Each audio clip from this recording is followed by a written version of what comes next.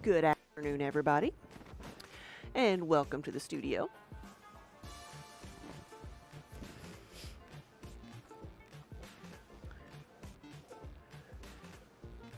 Nick Acer, hello! Thank you for the follow, and welcome. So today we are going to be doing some glazing. We, as you can see over here, yesterday we got clay in. So yesterday was arm day. We unloaded 2,500 pounds of clay. So over a literal ton of clay. Hey Eric, good afternoon, and Crimson Sheep. Hey, we're dunking things in a bucket today. But first, I've got to fill up the bucket with glaze. So I need to mix one of my colors, and this is how I do it. So it's actually not all that overly complicated. Like, I've got it, the glaze is mixed and hydrated. I've got to stir it up, and then this is a sieve. So it is, it's got, I don't know if you can see it very well. It's got three brushes here, and then we've got the screen that comes out. And we're going to push the, kind of force all the different glaze particles through the sieve so that it breaks them up and properly mixes everything together. Hey, Belzy. Welcome, welcome, everybody. And got to mix it up first with a brand new whisk. Look at this pretty thing. You want to see what I was working with before? Now, this is the first whisk that Colleen sent me, and it's duct taped together, and it's missing a lot of its prongs. See how many it's missing that have just broken off? So I may not throw it away, because I never throw anything away in case of an emergency. But I've got a new whisk that actually stirs better. And it was sent kind of as a gag gift, but it really works. I may go ahead and get another one. See them in different sizes too. Maybe get a couple different ones to have for different things. But I've got a new whisk to stir things up with, and to also use kind of as a weapon.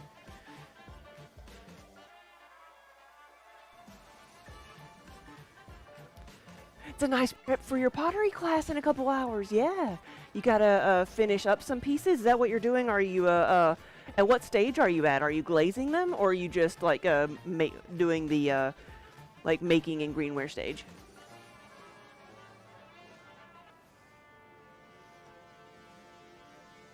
It is a very big whisk.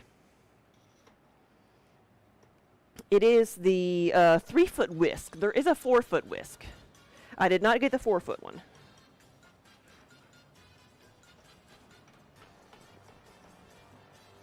Just gotta break some of this stuff up. So I make batches in the 5-gallon buckets. And so it's usually about 25 pounds of dry ingredients by weight, or roughly, roughly 10,000 grams of ingredients. That's usually how it is when I'm measuring things out.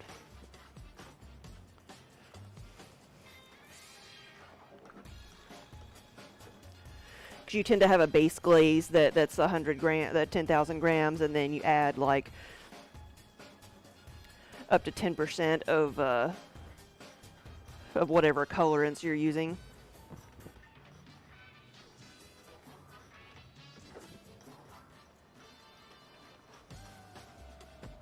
So I'm mixing this up, and it's kind of like the consistency of maybe pancake batter or like lumpy muffin batter. It's lumpy.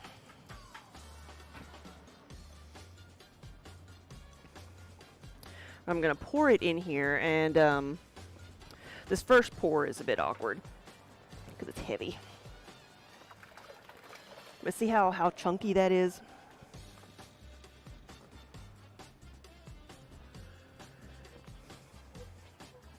And then the brushes kind of force everything through the screen. And this is a talisman sieve, which is, you know, kind of fancy. But you can also just do it with like a brush through a sieve, or through a screen. Or I've seen people use like a screen printing screen and a squeegee to sieve the glaze. I say sieve, some people say sieve. I think I change it, like, depending on the sentence structure.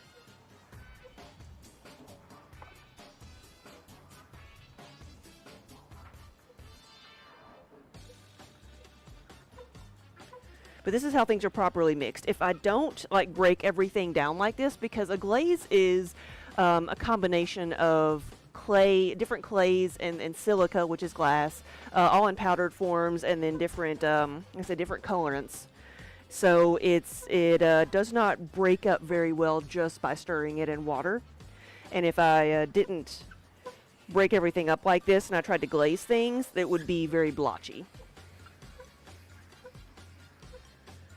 You've got a bunch of bisque pieces that need a coat of glaze. Yeah, you know, that's correct, bisque. It's always been spelled to me like B-I-S-Q-U-E.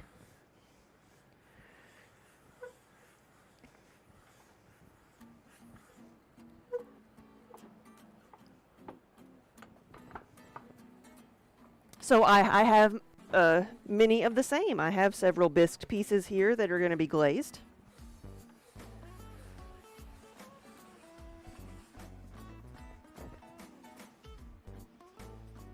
Add a little bit of water to that.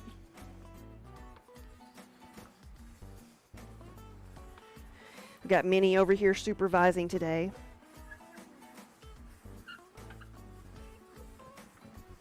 Biscuit is cookies in French, yes, and that's the origin of the term.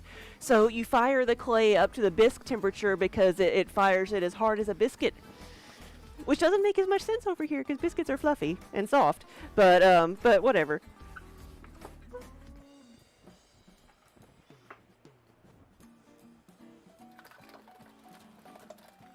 Glop.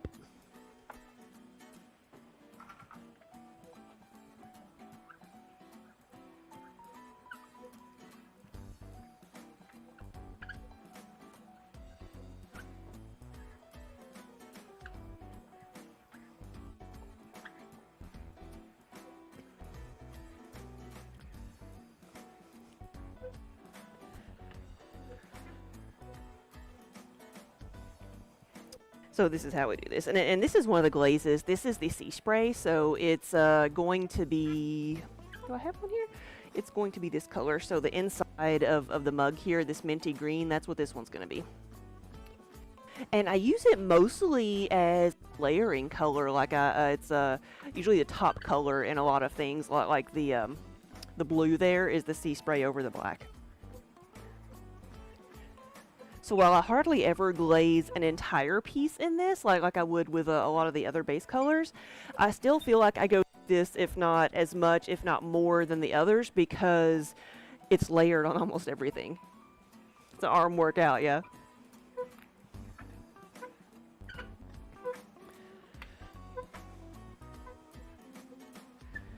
Yeah, add some more water there. They tell you when you buy these glazes dry, this is an opulence glaze, and it says how much water you're supposed to add to it to, you know, the recommended amount of water, and I always add a little bit less because I know I'm going to need to like rinse this out and add a little bit more to get it to go through the screen. And plus, I just like them a little bit thicker than recommended.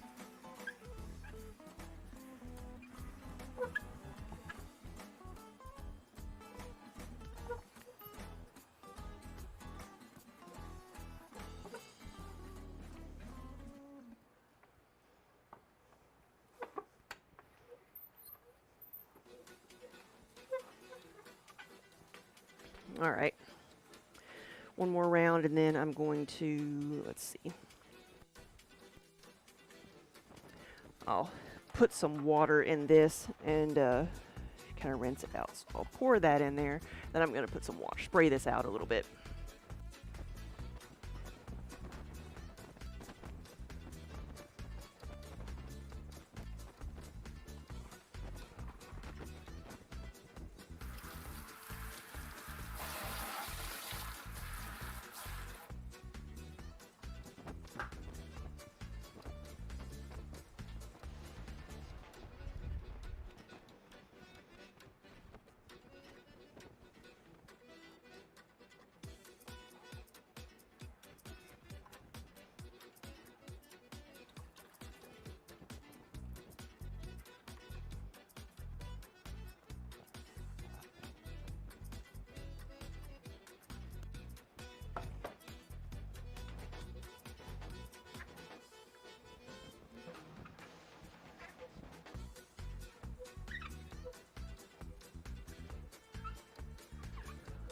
You've seen some interesting glazes on Pinterest? Yeah, it looks like the Northern Lights. You love it. Oh yeah, there's so many cool things you can do. That's part of the fun and part of the frustration is that like you don't know how it's going to turn out until it comes out of the kiln, and it could be good and it could be bad. Arm, you love it when European countries hear about the American breakfast known as biscuits and gravy. Yeah. Because both items are vastly different in each other's culture. Yes, yes.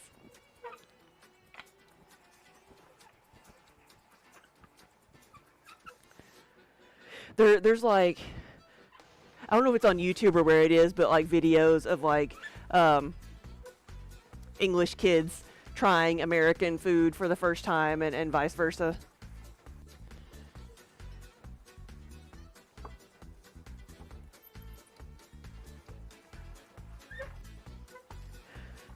We were, I was at a show once. We were there, and like when we would go to shows, we sometimes would get with some other vendors and all just get like rent an Airbnb so that we could stay, you know, close to the venue without having to worry about hotels and stuff because they were scarce. And one of us, we take turns cooking breakfast, and one of us decided to do an English breakfast for everybody because that's what they knew how to do. And so I was very skeptical because I was like, I don't know about baked beans for breakfast. But it was good. It was very good.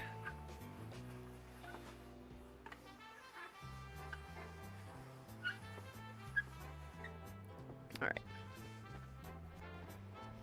Let's clean this out.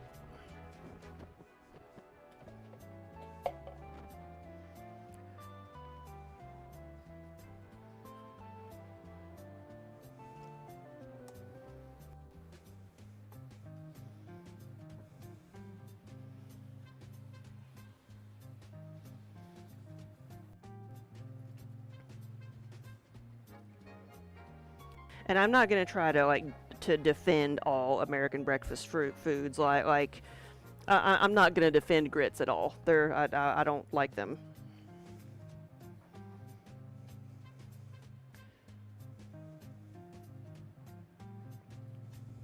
Biscuits and gravy, yes. Oatmeal, yes.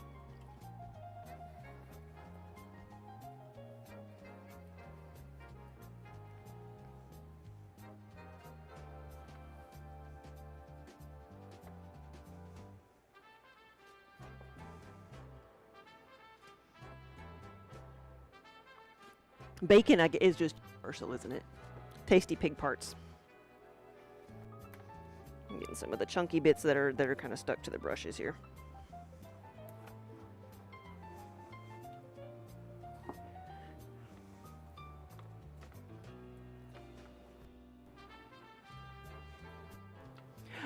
It's like it's a corn-based porridge.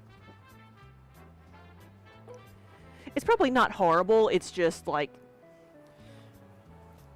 anything else. If you add enough like butter and sugar to it, I'm sure it tastes fine. But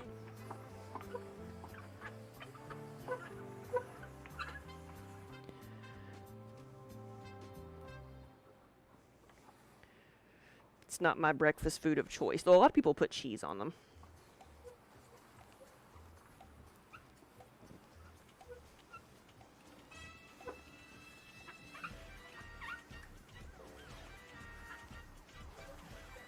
Okay. That's about all we're going to get out of there. Let's kind of clean the back off of this.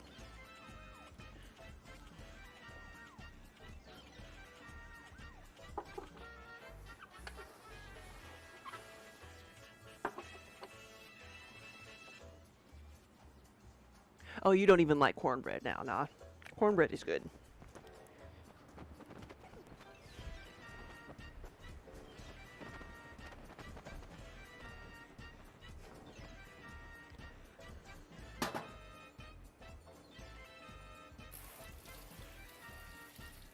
And I will say, like, taking stale cornbread and eating it like cereal with like milk, crumbling it up in milk, that is good.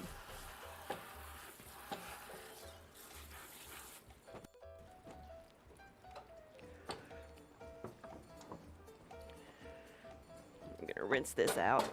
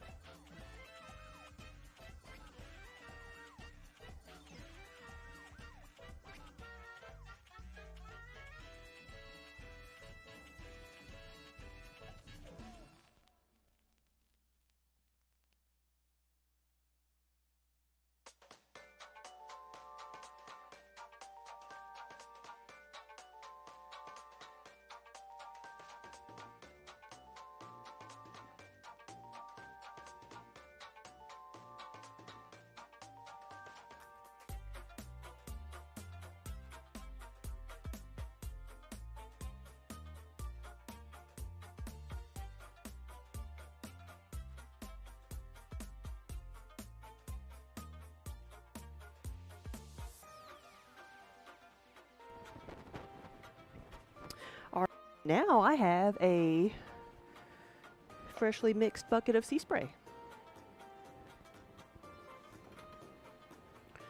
which I just need to put the lid on, and then because it's not the first color I'm gonna use.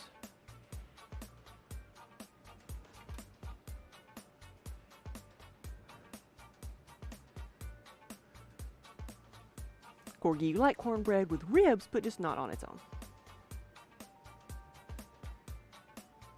Really, breakfast foods were not really a thing until the 1940s when the dairy and grains industries wanted to up their profits by making cereal with byproducts, yes. Till that time, breakfast was usually leftover dinner from the night before, yeah.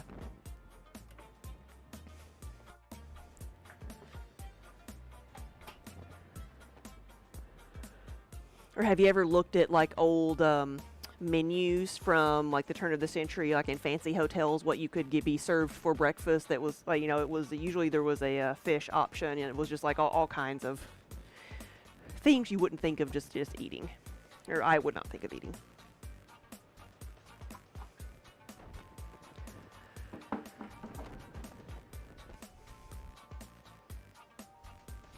Let's see, I need the black. Wherever that has gone to. That might be it.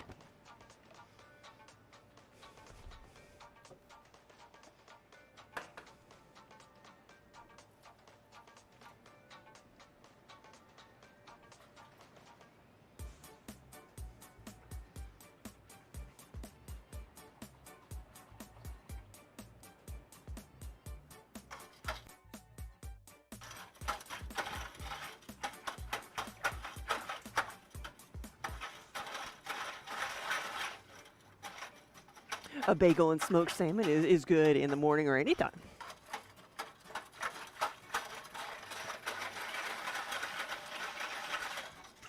Now this is one I'm going to have to mix up next.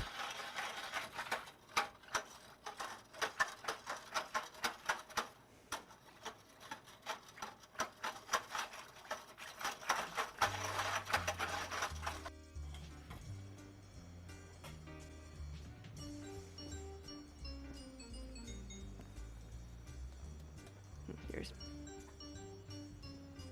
Now you're getting hungry, yeah.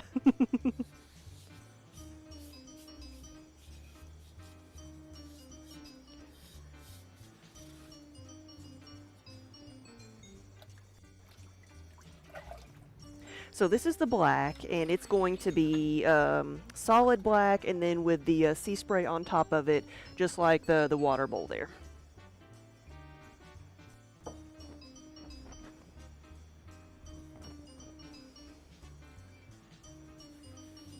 And I don't really have enough to dip these, so I'm just glazing the inside, and then I'll glaze the outside by pouring the glaze over it.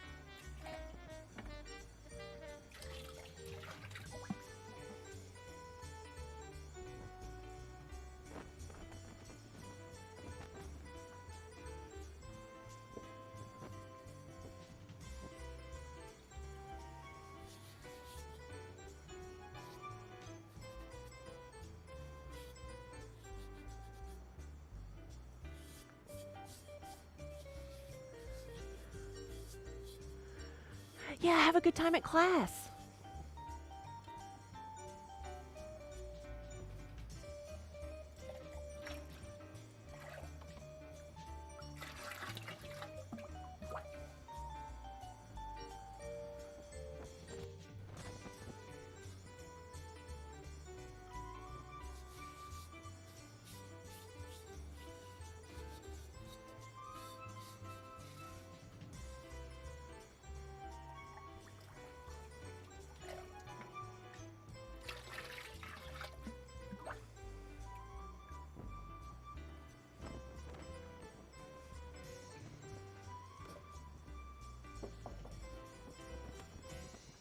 Now I've got a glaze part of the way full,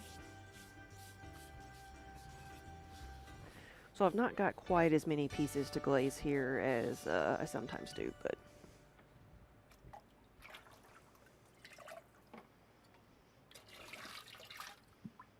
that just means I won't have to wait as long to start the kiln.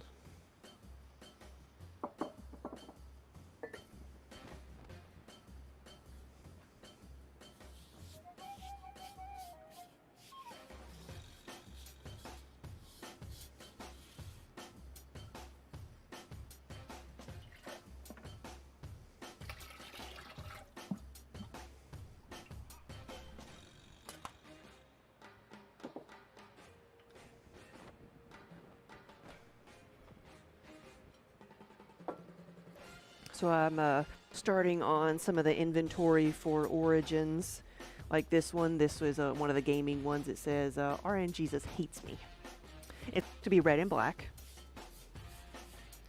So black all over, and then a drippy red on top.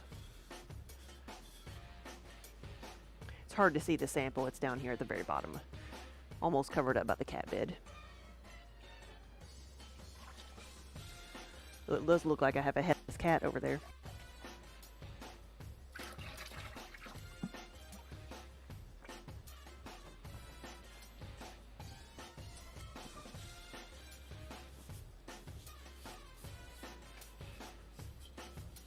Oh, there she is.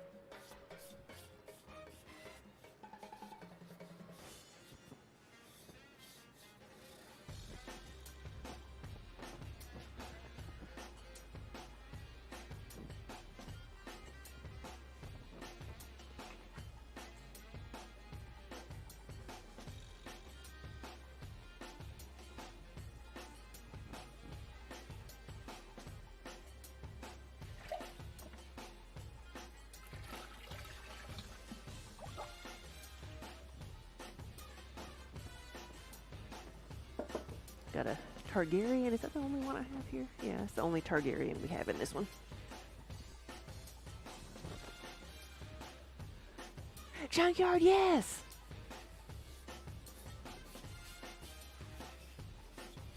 Though technically I'm not supposed to say anything about it, so,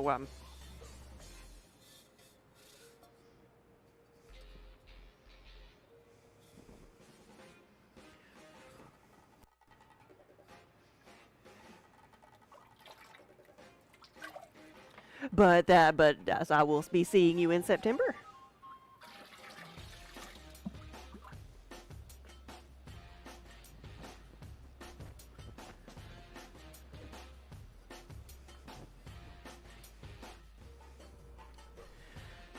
Start making inventory now.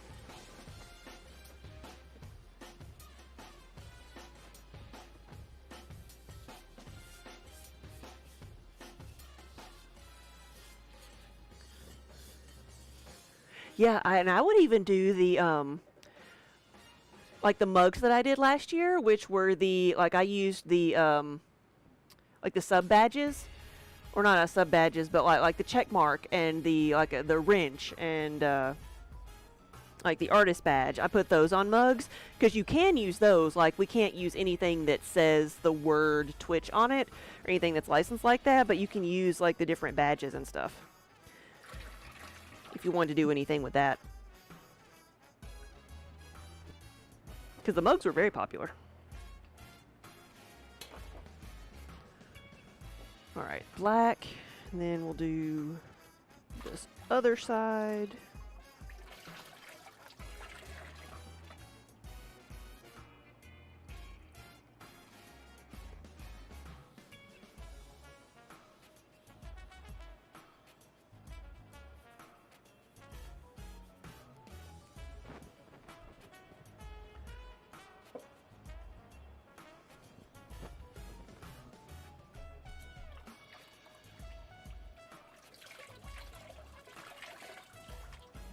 The check mark and the mod badge were the two most popular, and then of course like the wrench badge.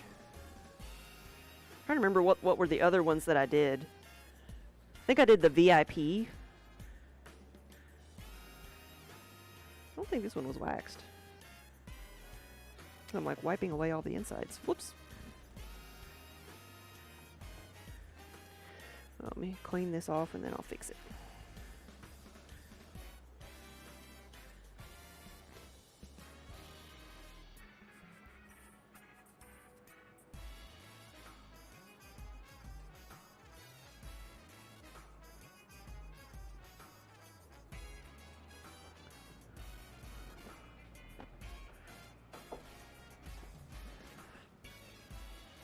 Yeah, just like the one that's on yours. I think on the mug it's inverted. Let me see. Do I have a? Pretty sure I got a picture of it somewhere.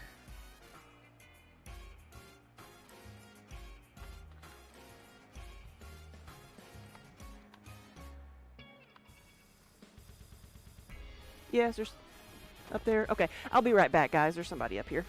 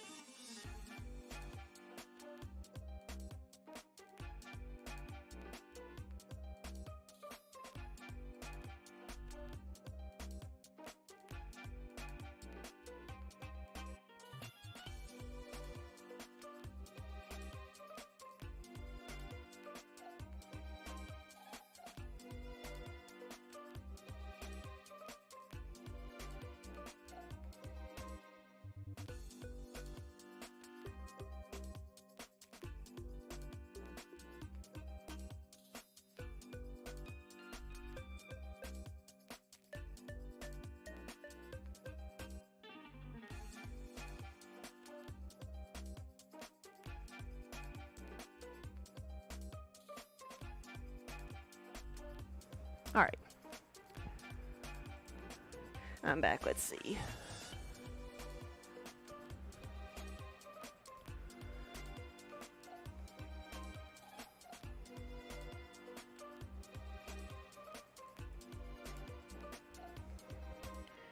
Let's see.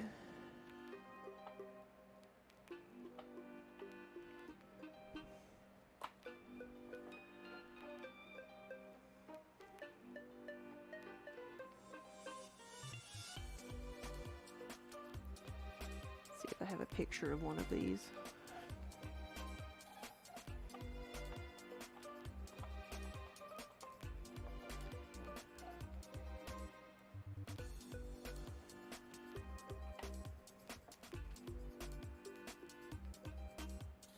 A partner's check mark, the mod badge, the green sword.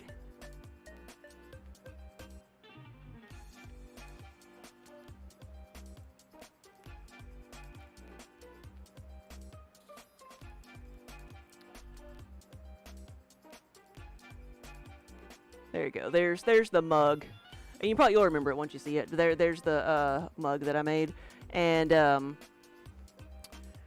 I did the wrench badge for Twitch staff, and then I did the VIP badge. That's right. The artist badge was the little paintbrush that was blue. Those are the ones that I did. Because it was green, blue, pink, purple, and black. Yep.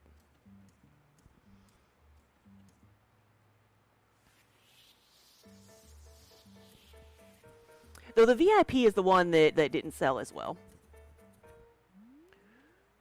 So I don't know if there's any others I should do.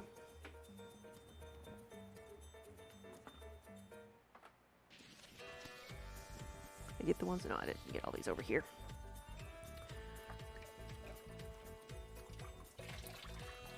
No, I've got 2 different people coming to pick up orders. So, and that was neither of them that came in the front door. So.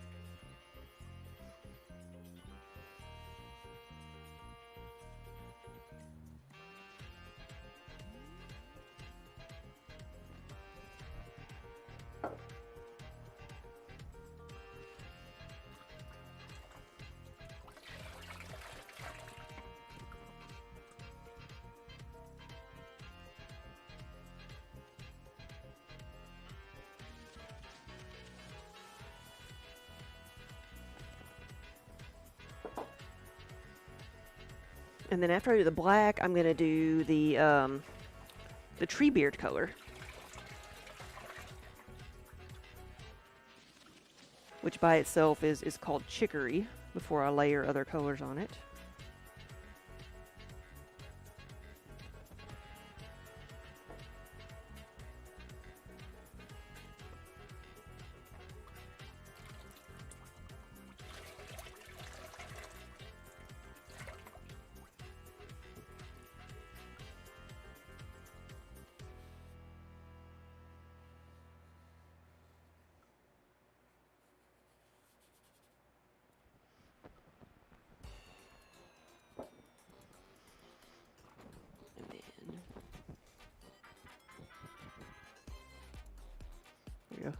May the force be with you.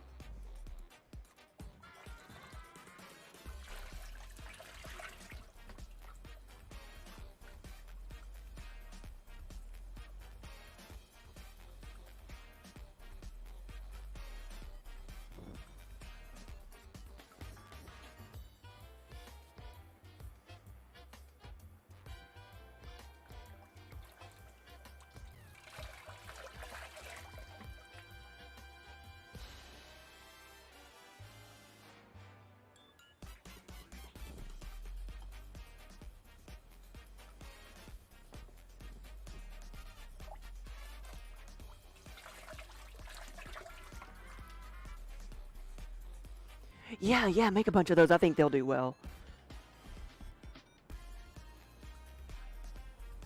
And they'll make a good set with the mugs.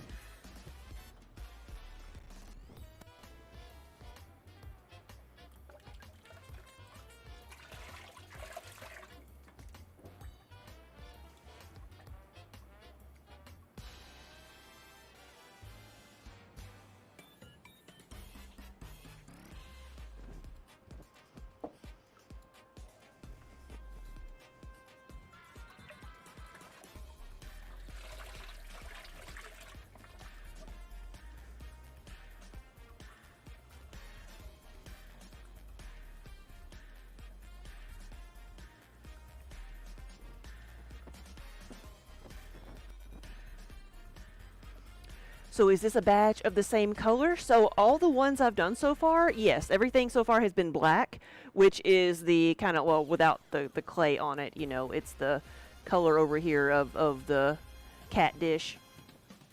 And the majority of them are going to have this blue color on top of it.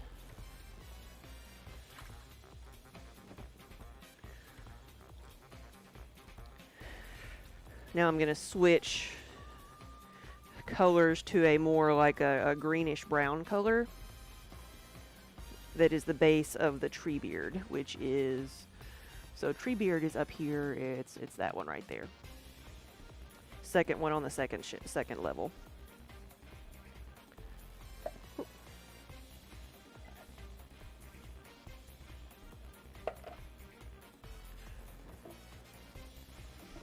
And it is underneath this bucket, so I'm just going to swap them.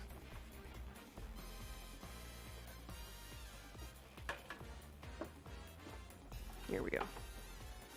And this one, I don't know why, but it stinks to high heaven. Whew.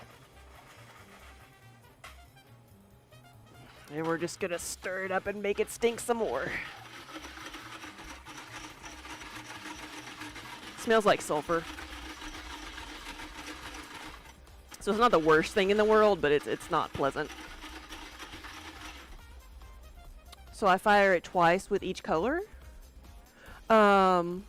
Or wait till it dries naturally to add the second color. So everything here has been fired once before I glaze it, and so I'm just gonna let those colors, those pieces dry, air dry, and then start layering other colors on top. Yeah.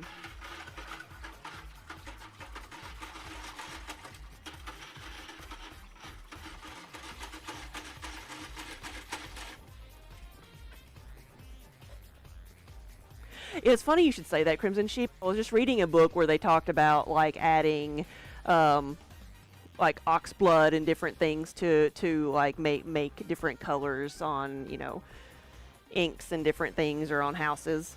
I'm like, oh, the smell that would have provided painting with ox blood, but it may not have compared to the other smells of you know medieval life.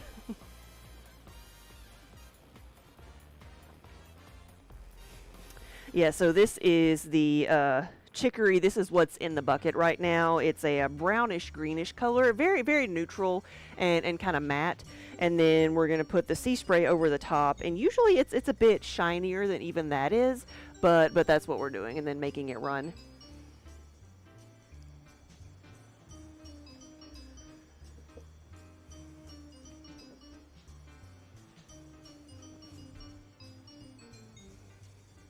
Ninja, hello. It's Zen Guppy. Good afternoon. Whisk, whisk, whisk. Yes, with my brand new one. Brand new whisk. I'm on whisk number 2 now.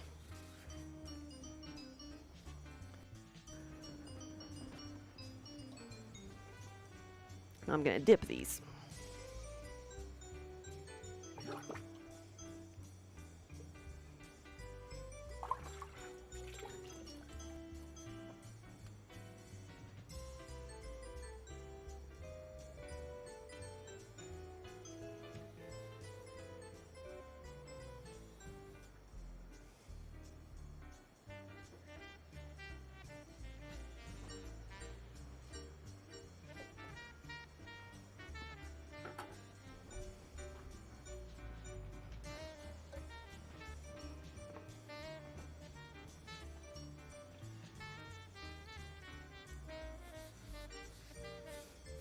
So I've got a fan blowing on some of these, so the color should dry pretty easily. Like these are, the ones that I just dipped. Like they're dry to the touch, really nice. But I want to let it usually dry for maybe like an hour or so, just so that I can layer other colors on top of that, and then the top layer can soak into the layer underneath. If I try to layer things too quickly, then the water in the glaze has nowhere to go, and everything just starts peeling off of the pot, and then you got to start over. So like everything else in pottery, it's just hurry up and wait. The one of the newer pieces. This one I just made this year. This is brand new. It's the Lonely Mountain. Well, you may have seen me make it a couple of times already.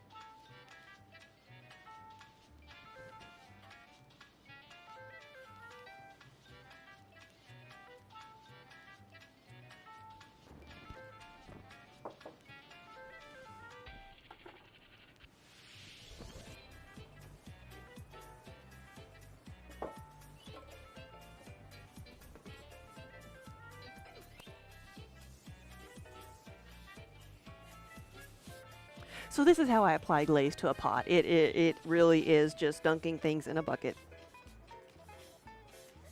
and watching paint dry.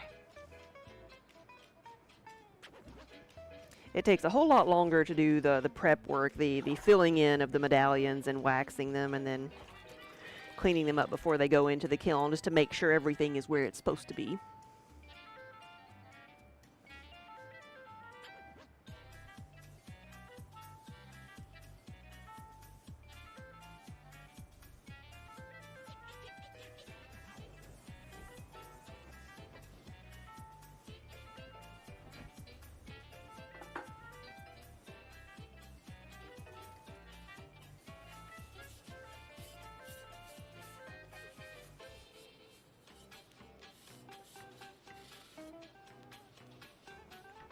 This is one that's going to our shop down in Nashville. It's the shape of Tennessee, and it says may contain whiskey. Versus the ones that we have are for Kentucky that say may contain bourbon.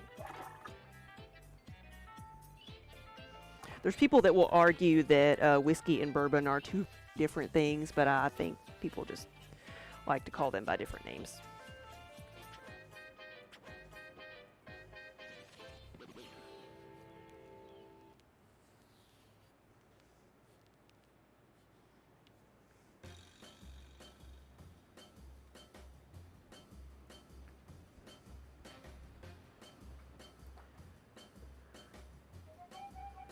Just for ski, yeah.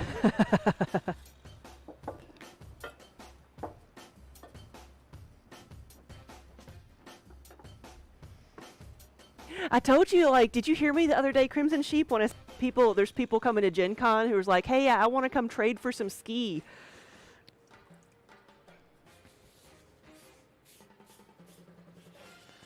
And I forget that it's a regional drink.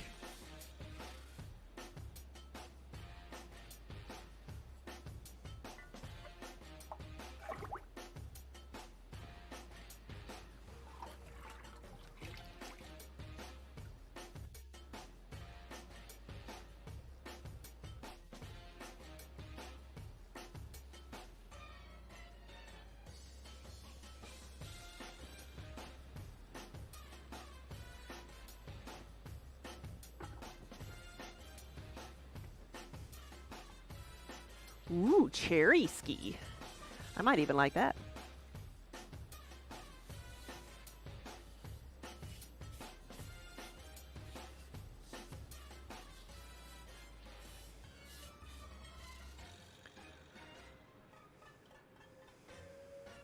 Oh, see, I didn't know it had all that many different flavors. Need some sandpaper. Got a rough spot in here.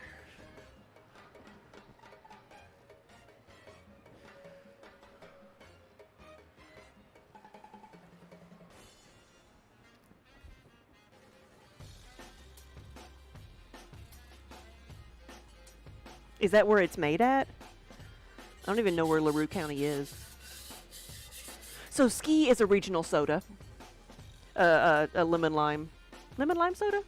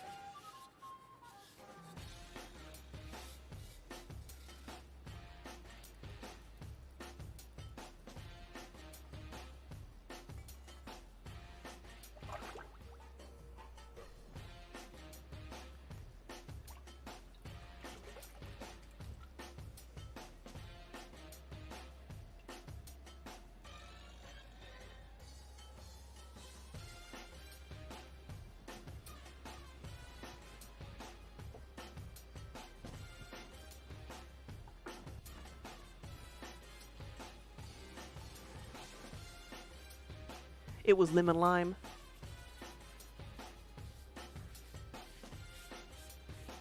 You know, I don't know if I've ever actually had it.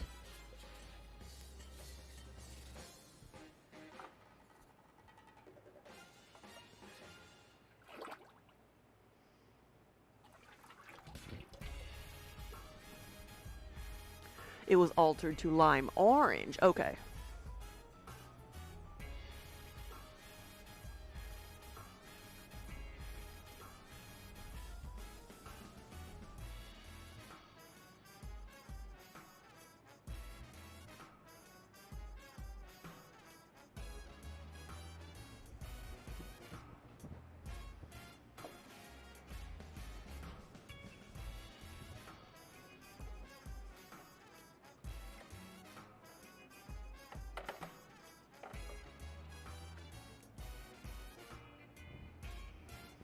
Okay, let's cover up the stinky bucket. And then I need to do purple and the denim blue.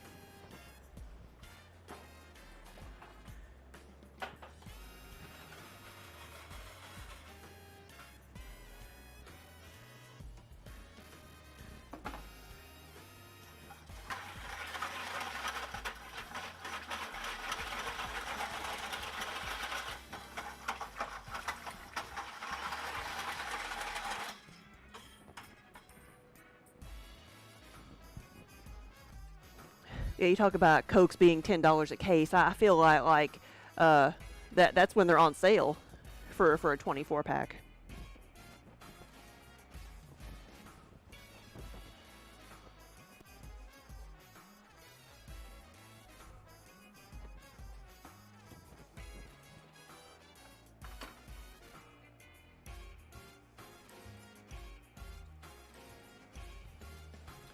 Here's Daniel's motto. In my defense, I was left unsupervised. He has a shirt that says that, which was the inspiration for the mug.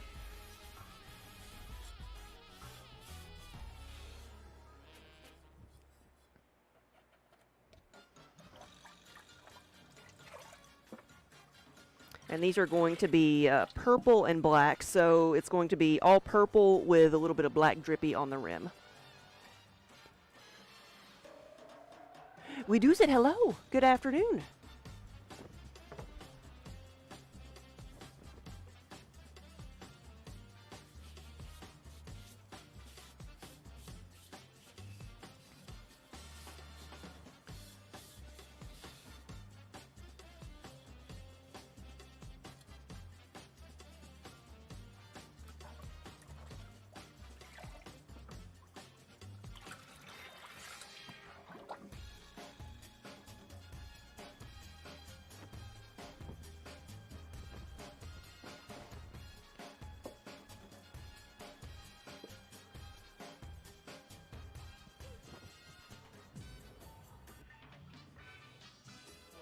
Today I'm actually glazing things that I've made, so we're adding color to the pots.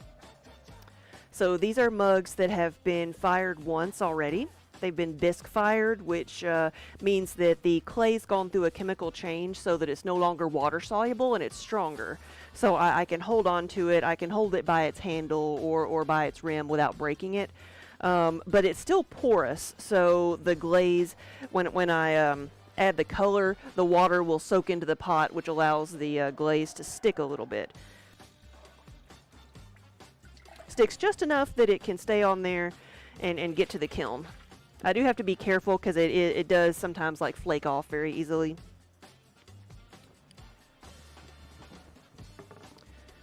But then it won't be set until it's been fired. So these have been fired to 1800 degrees Fahrenheit. And then after the glaze dries, they will go up to 22. That's what will melt the glazes and the clay a little bit to give everything the shiny look you're used to seeing on pottery. And the clay melting a little bit is actually what makes the piece functional. It's not the glaze. The glaze is not what's hot. I mean, to hold water in. It's actually the clay itself will melt and seal itself, turning it back into stone, which is why it's called stoneware. So that it can hold water and such. The glaze is just there for decoration and for ease of cleaning.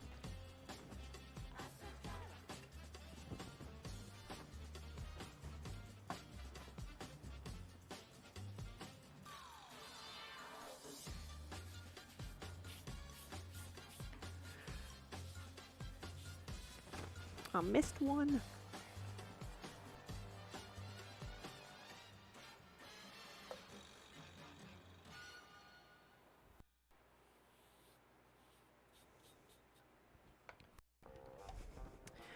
I'd forgotten the wax on the bottom of this one.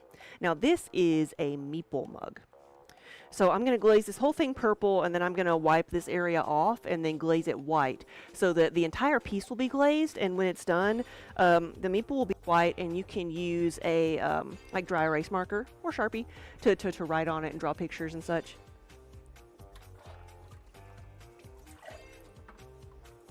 Dry erase marker will be easier to clean off.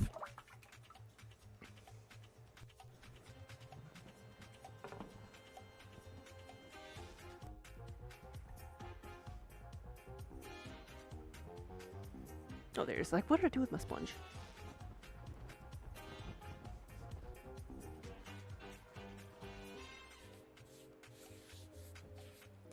And the show we're going to in a few weeks is called Origins, and it's a gaming show, which is why you're seeing so many gaming related things on the mugs. Dungeon Master, we got a purple Dungeon Master. This one is for an order.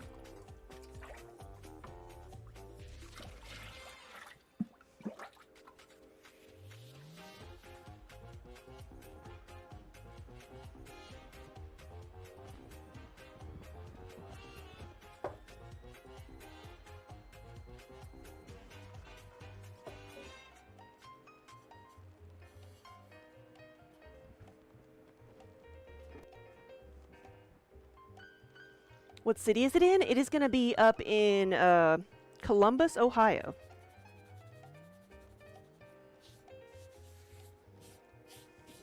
The weekend of the 23rd of June, I believe it is.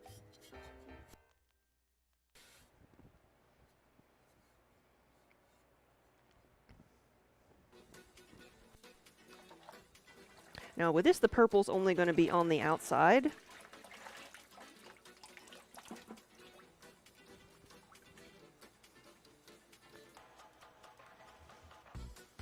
Ark, you miss Origins. You been there before?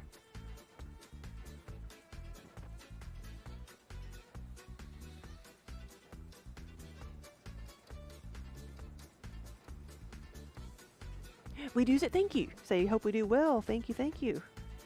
We've got that one, and then we've got another one after that that is up in Indianapolis, which is much bigger, called Gen Con. But they're both gaming conventions. So we'll be taking similar things to both.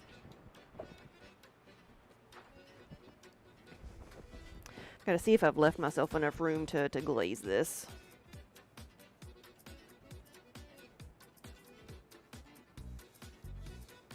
Let's see how I can pour this on here. Oh, you were at Purdue, so you were there, got to go twice. Nice. It's a really nice area to visit.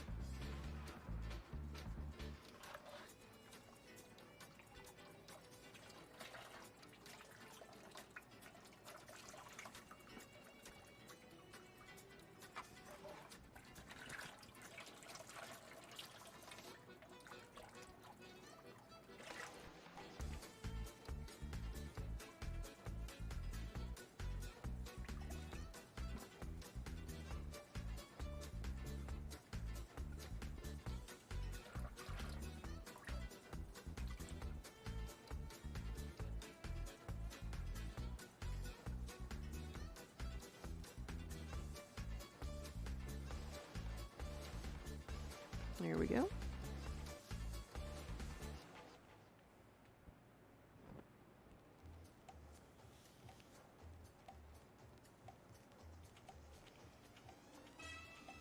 Sometimes the glaze doesn't have to be, you know, applied perfectly. It just needs to be on there.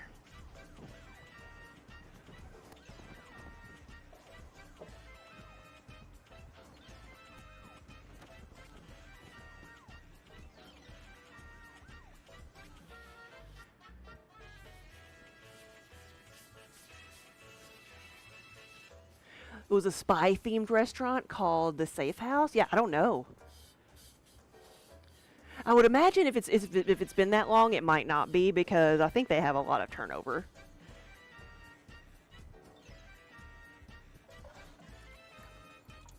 Some of the ones that have been there a really long time, like the is it called the North Market? Like the little farmers market area they have there. We always go there, and we always go to like that the German restaurant.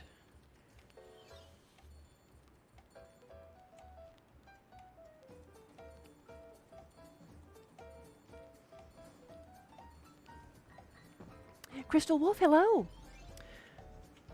The only big con you're close to is the Motor City Comic Con. Your eldest son and you go every year, and he'd probably love to go to a gaming con. Yeah, see, I like gaming cons a little bit better than just like a regular sci-fi con. Though they're both good, but like a gaming con, I feel like because it's gaming, like there's more to do than just shop or you know, get autographs.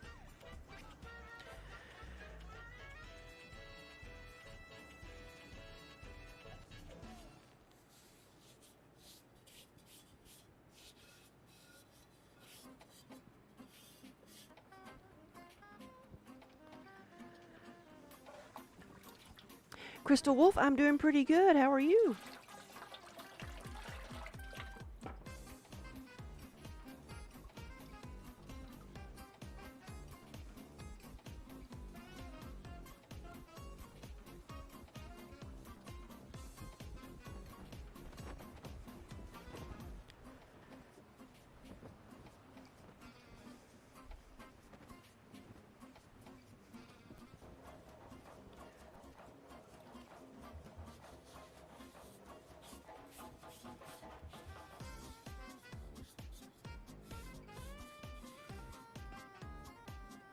Do we have any Princess Bride fans here?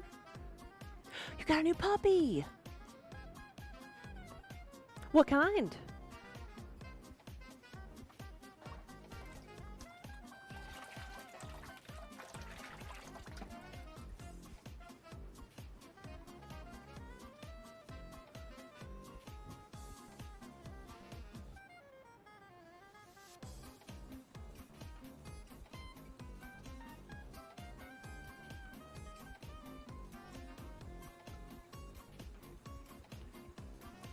A Yorkie Poo toy. So cute.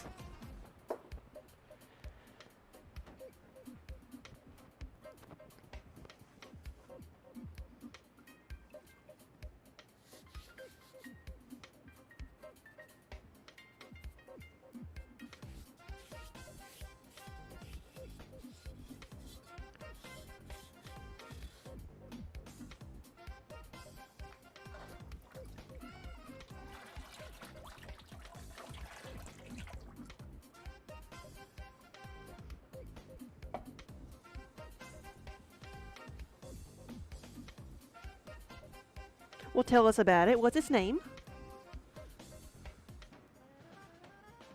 It's small but has a lot of energy. You love the ever-living crap out of him. Oh.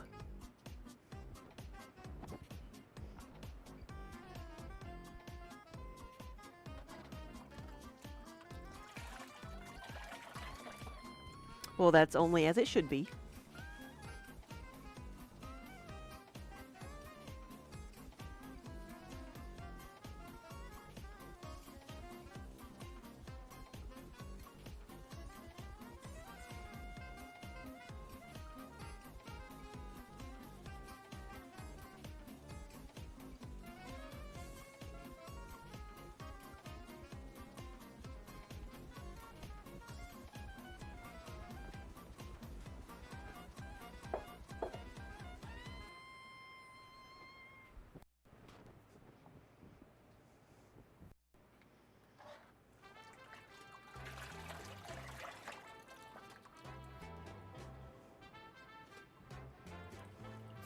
His name is Cooper.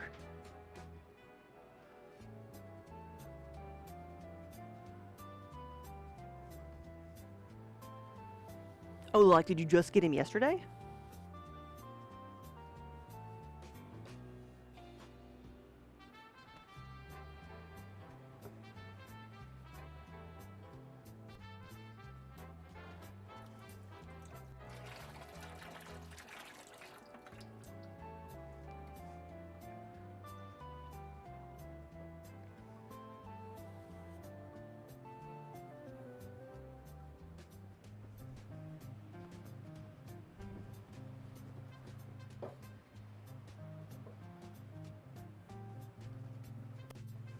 Now, do you have any other animals or just that one?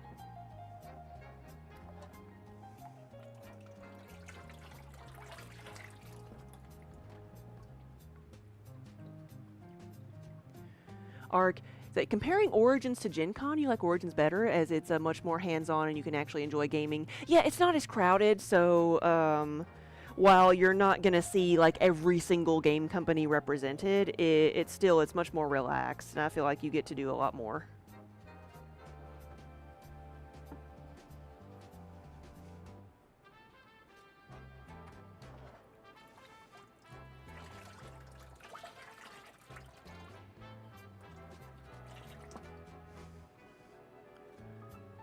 So there's another dog and a bunny.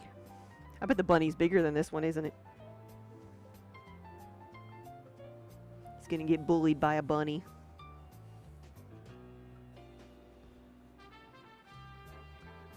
Hey, Tech. Good afternoon.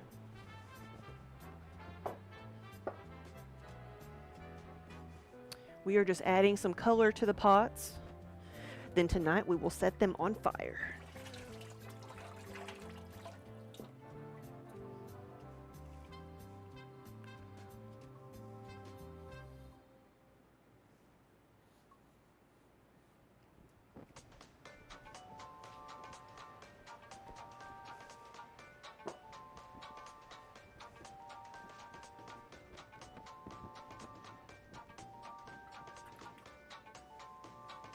Well, happy birthday!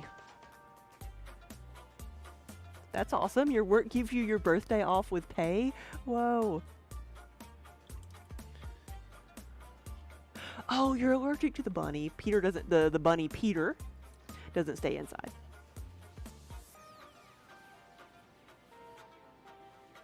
Peter Cottontail.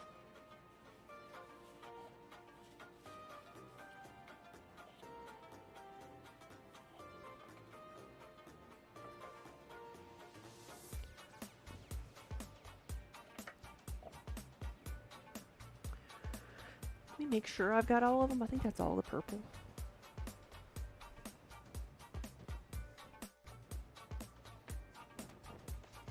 Next, I need the blue.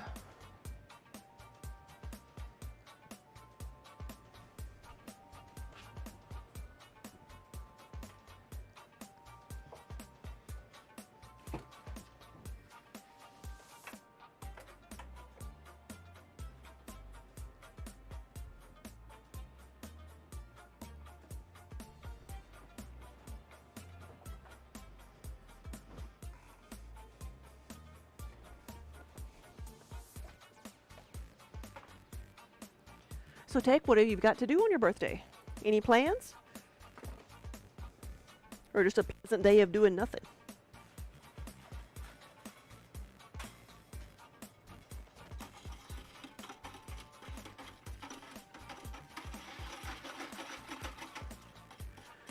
Your bunny is white with blue eyes. Peter is white with blue eyes. You love him, but you have to wash your hands or shower right after holding him or petting him. Oh.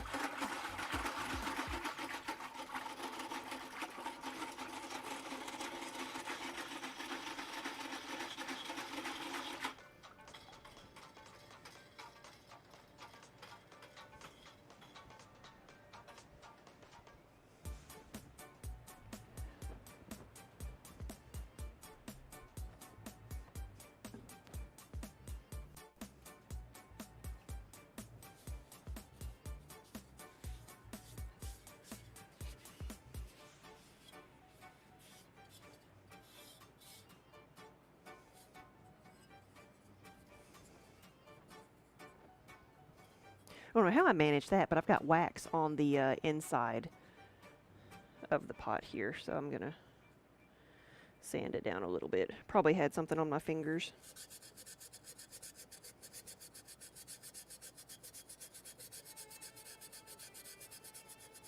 That, or it just dripped or something.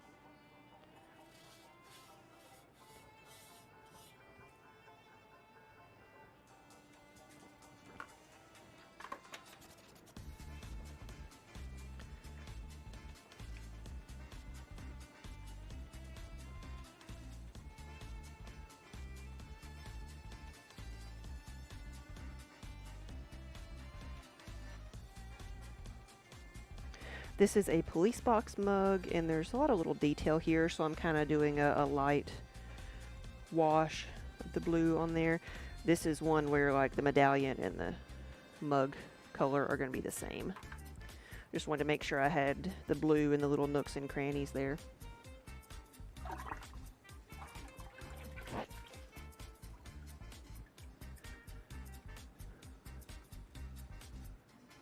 What kind of TV does a vampire watch? The plasma TV.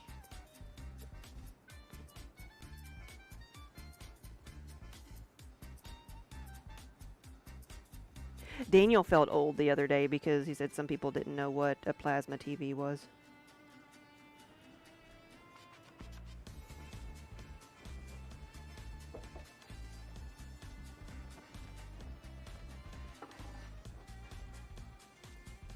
Hamster is not in the building. No, Hamster's at the gallery down in Nashville.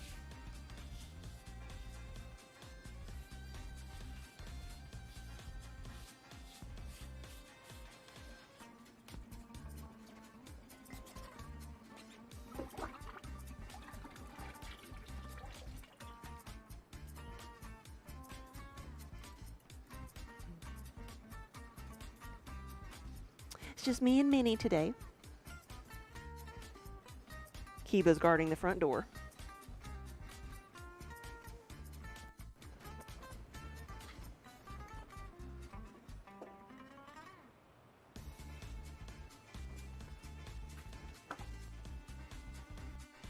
Oh yes, a bad pun. Ooh.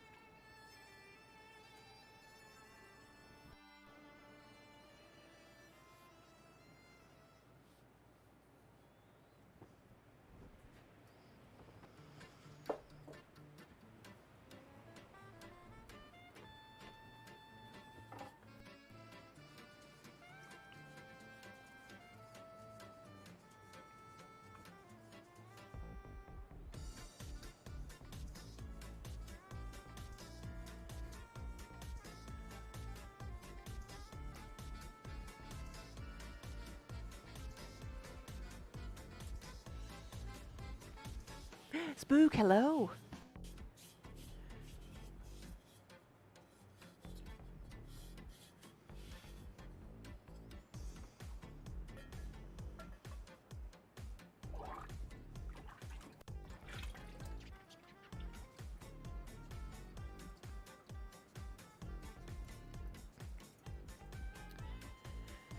We unloaded our clay yesterday, so I've got a whole like underneath the table here full of clay. We have so yesterday was arm day. We unloaded 2,500 pounds of clay, so over a literal ton.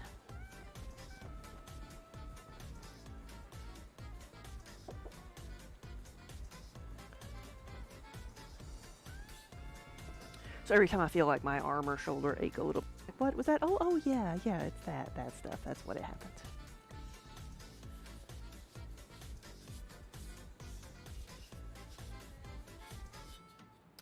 How's it going this glazy afternoon? We are glazed and confused.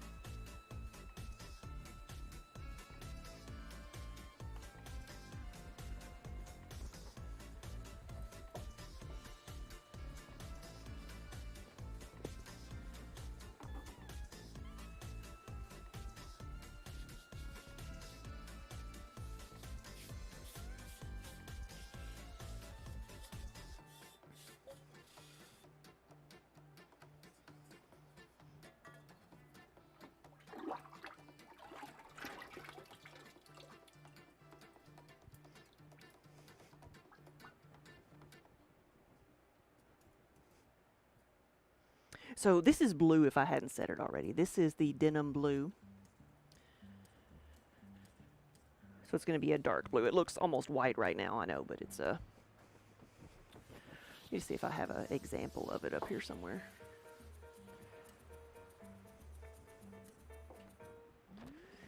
Minnie's making her way through all the mugs.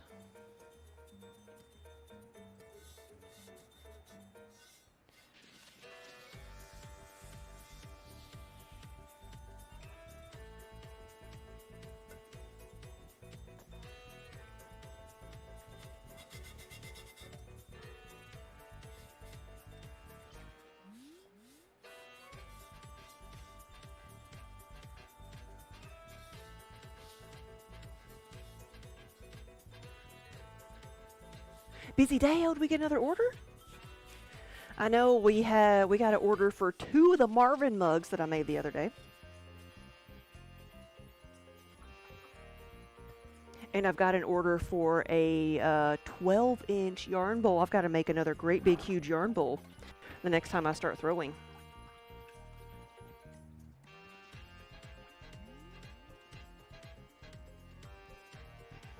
And I've also got to make some more Marvin mugs because I made 5 for just to have for in stock for the show.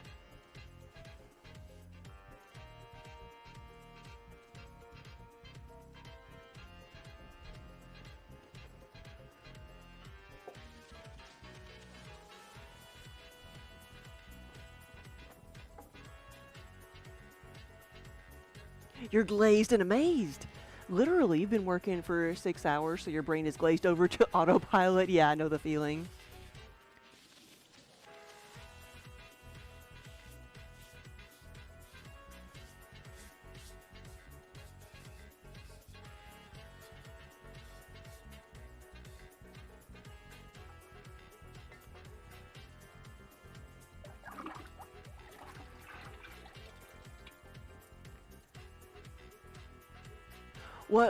What did so they won, like your company was sponsoring them or something? Yeah, all the glaze color chemistry still breaks your brain, not being able to know what color it will be before firing. Yeah, well, don't worry, it breaks my brain too, but I just know, like, I know my recipes and I know how to mix the glazes and blend them together. But I can't tell you, like, exactly why everything does what it does.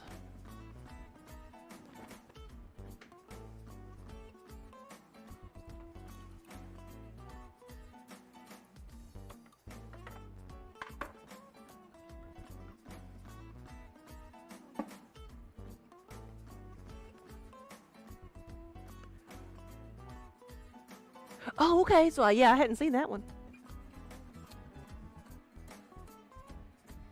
Travel mugs.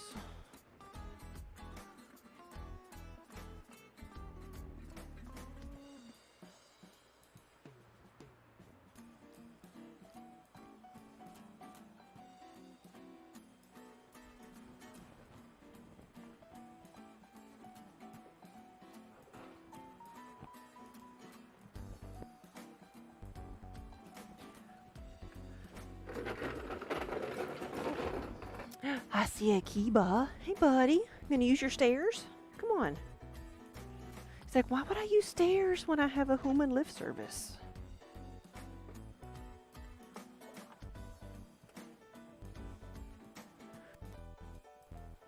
Maeve Bronwyn, hello. Thank you for the raid. Come on, buddy.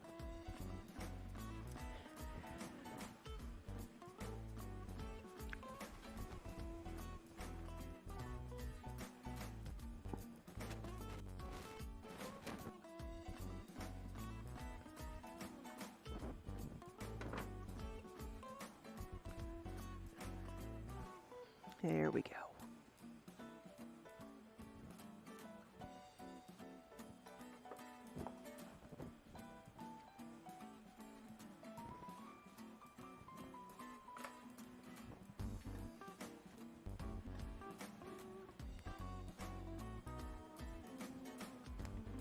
See, Spook knows how to address Kiba, the Emperor.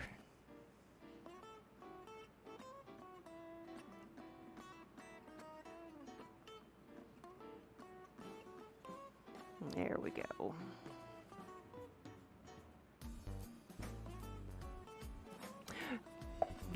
He did not call him your royal rotundness. He's not all that rotund anymore. You gonna go for a spin? Hmm?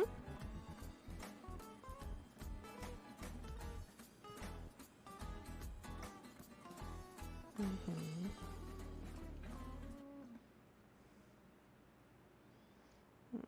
Buddy.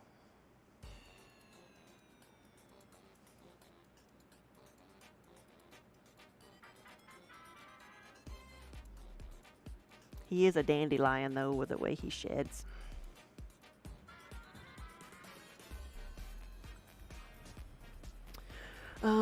Let me move this because I was going to get some other buckets over here.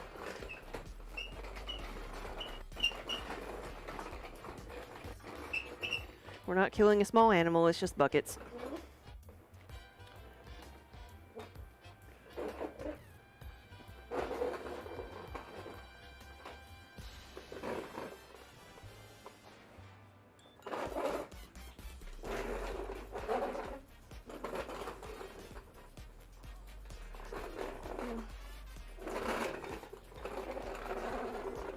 we go.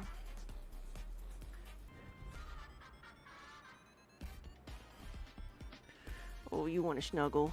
Oh, snuggle. It's a happy face. Is that a happy tail?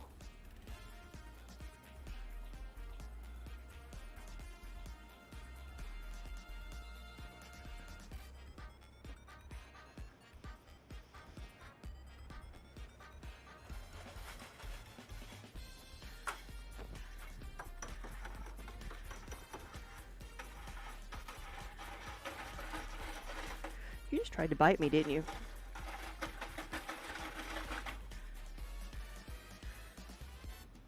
He's just watching.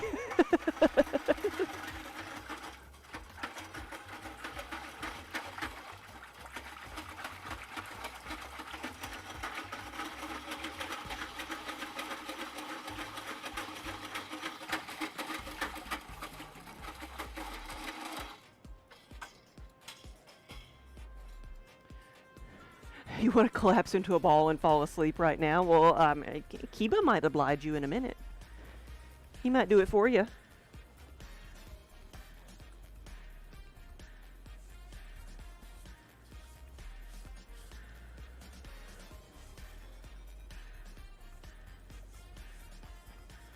I've got a couple one-ofs I need to do. This one needs to be the mana blue, so I only need to do glaze one thing in this color.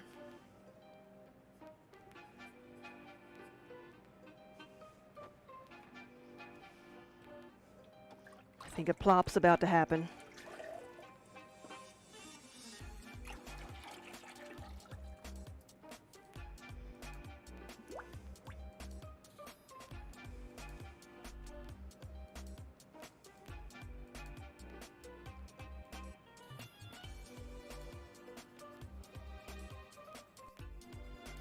Let that dry for just a second so I can glaze the other half of it.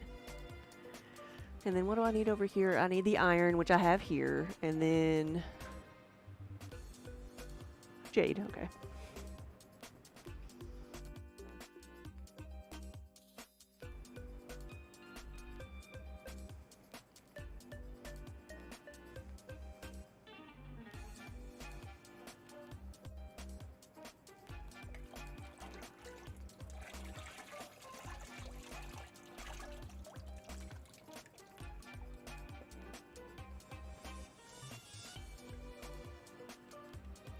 What are you doing?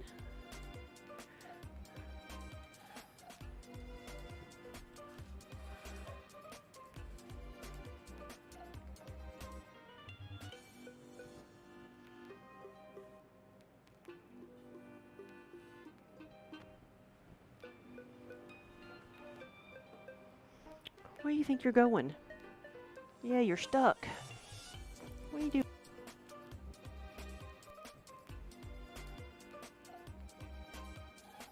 Maeve, yeah, don't apologize, yeah. But thank you for the raid. Is this what you wanted?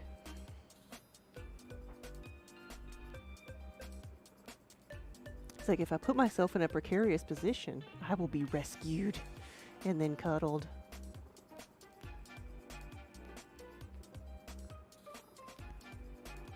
Oh, you used to have a cow cat?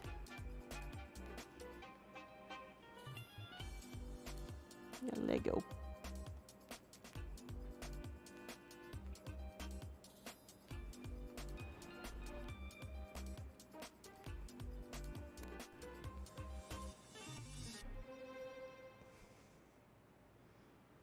See the cat hair in there.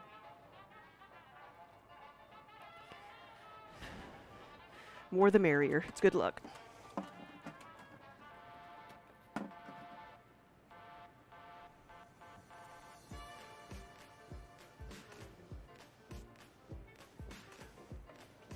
You can come here.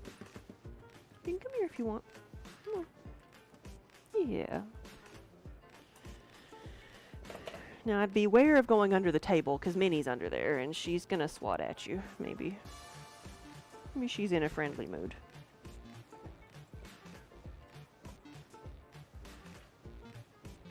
That's his stairs. He knows how to use them. He just wanted to be picked up.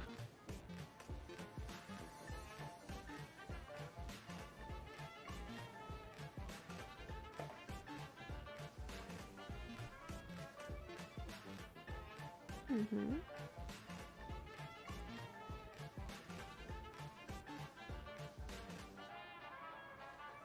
Mm-hmm. Ooh.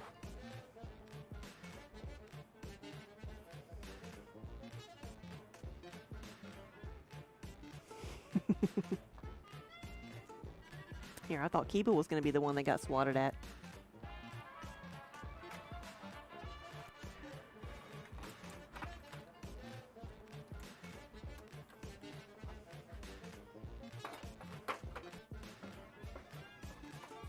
So my hand is already scarred a couple times from when she's got me earlier this week.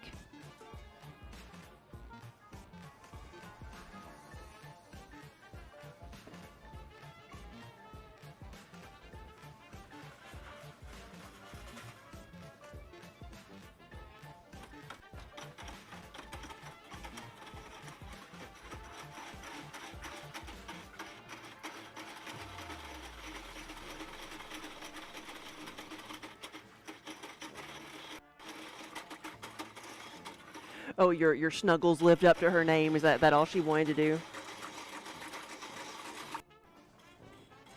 So this one is very simply named iron. This one, the colorant is red iron oxide, and you can tell it.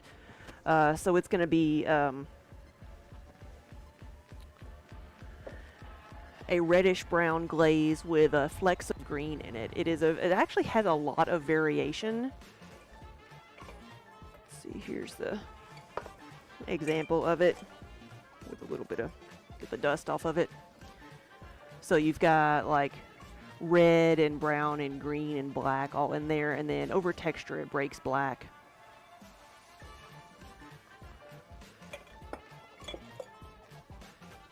But it's a nice neutral color, very traditional color.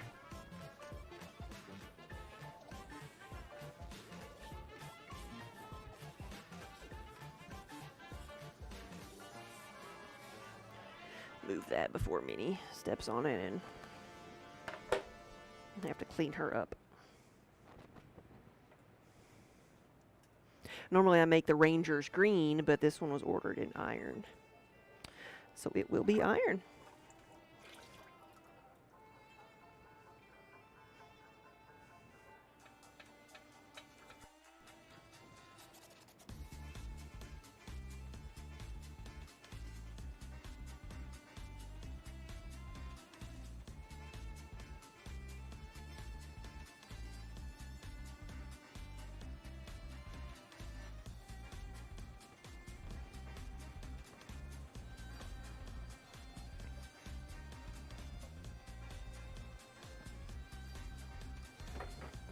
For the different meeples, I'm making the brighter colors. I don't know if I should make neutral colors or not, because I'm making like pink and yellow, red, purple, green, and blue, and orange. I don't know if and I've got black. I don't know if I should make a brown or a gray meeple. Maybe for Gen Con. I'm going to stick with the brighter colors for Origins.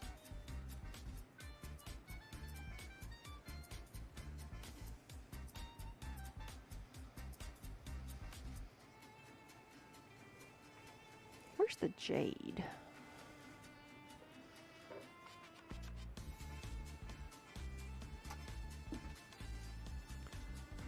You could go to the thrift store tomorrow. So today starts the 400-mile yard sale in Kentucky. It's along 6880, State Highway 6880 in Kentucky, and it comes right through here. So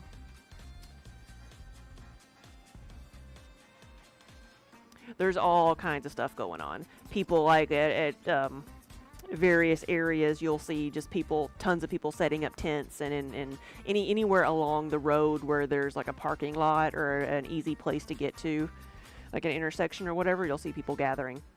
All kinds of stuff for sale.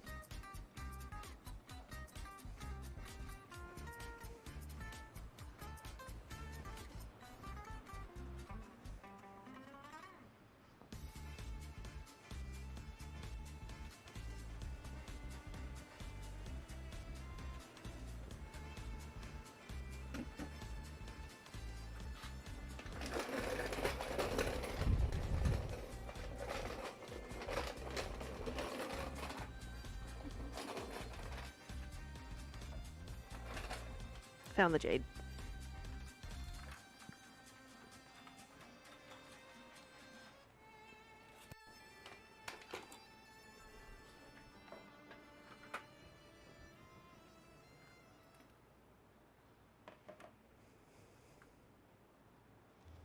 Hmm.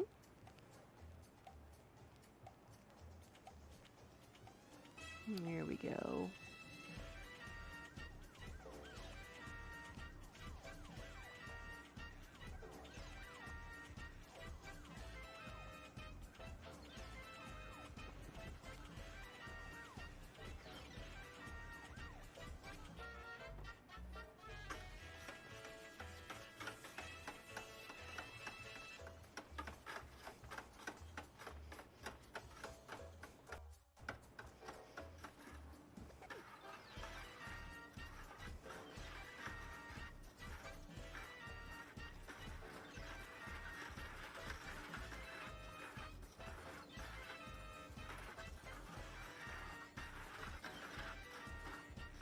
So we're even thinking about putting like a table out in front of the studio and putting out all my like seconds and stuff.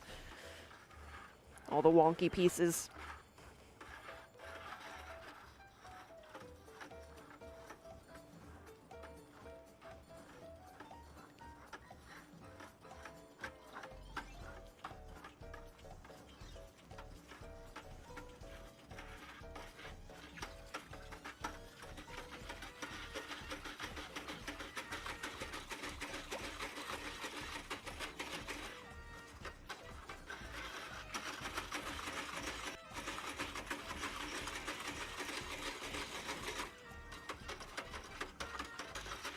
I can still feel a little bit of like material at the bottom. That's what I was trying to scrape the bottom.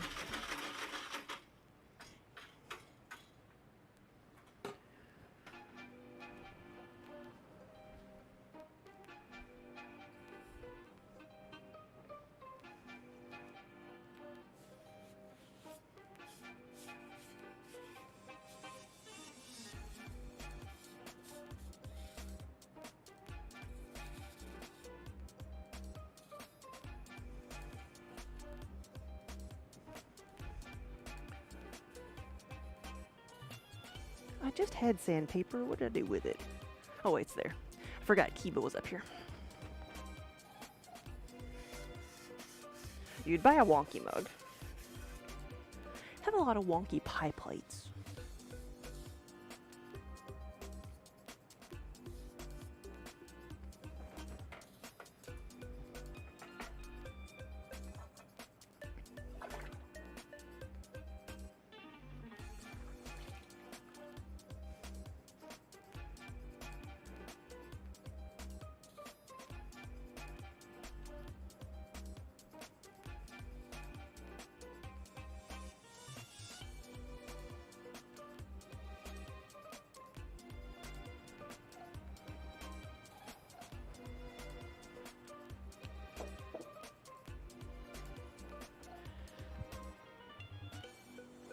I'm just going to touch this up now while I've got this out.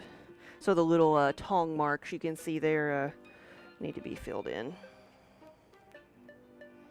Some glazes will run and fill it in, but this one didn't.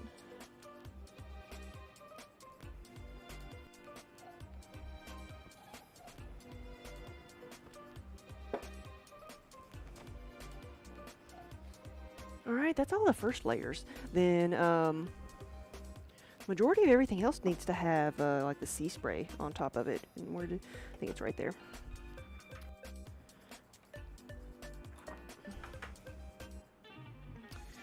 This is green. This is the solid jade green, and I think it's covered up by the cat bed, but it's the bottom color on the sea foam over here, or the top color on the jade and iron. Let me see one of those. But it's one of the colors, the glazes, that really resembles what's in the bucket. It doesn't change a great deal. It's a bit shinier.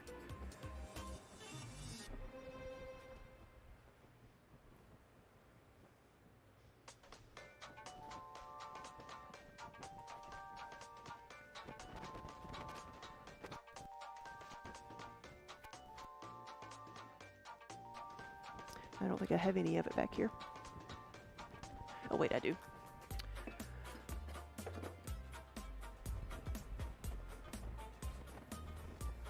The iron on this is not very like good. It's like a lot darker than it usually is, but that's the green. Get the dust off of it.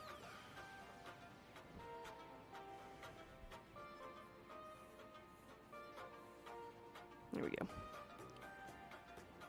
That's the kind of a sage green. I call it jade green. And this was a Baby Yoda mug.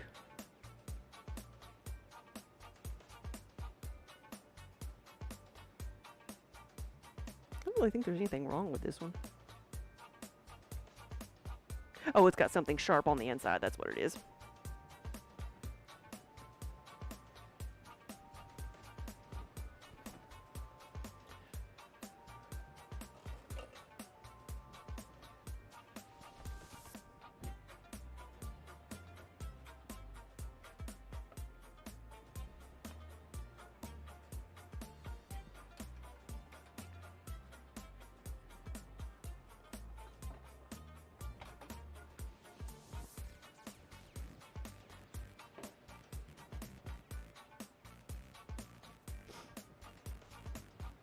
Need some more water here.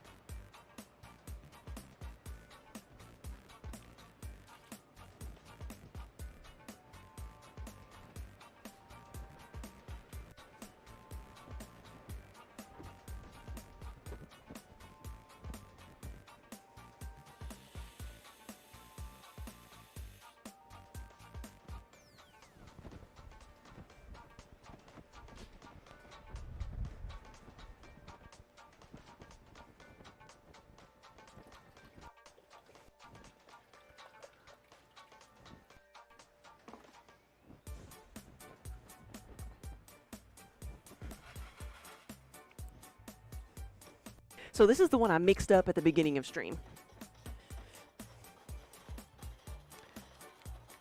So I gotta just be careful not to stir too vigorously, or else it's all gonna go on the floor, like I almost did there.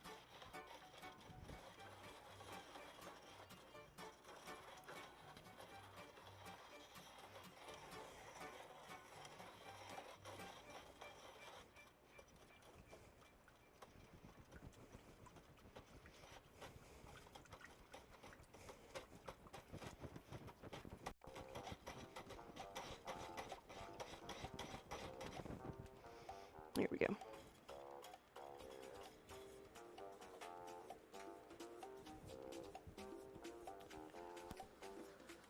So these over here, we'll get the sea spray.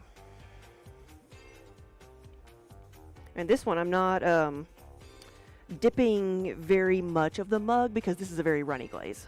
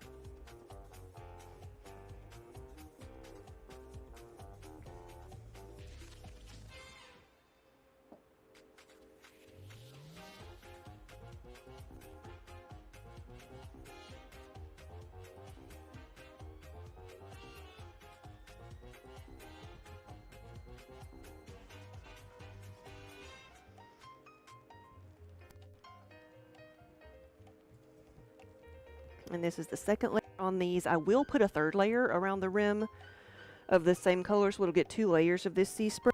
But I'll have to wait for it to dry, because with the second layer, like, it'll need to dry for at least another hour. So we'll probably get like 2 layers on everything here, and then take a break and do something else.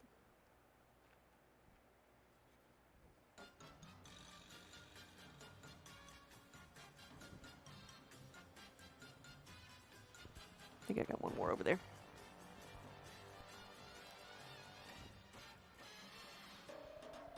And these were the very first pieces I glazed, so it has been at least an hour, if not an hour and a half since I glazed these. That's how it usually goes, is by the time I'm finished with everything I've set out, with one layer, I can go back and do a second layer. And everything's dried out.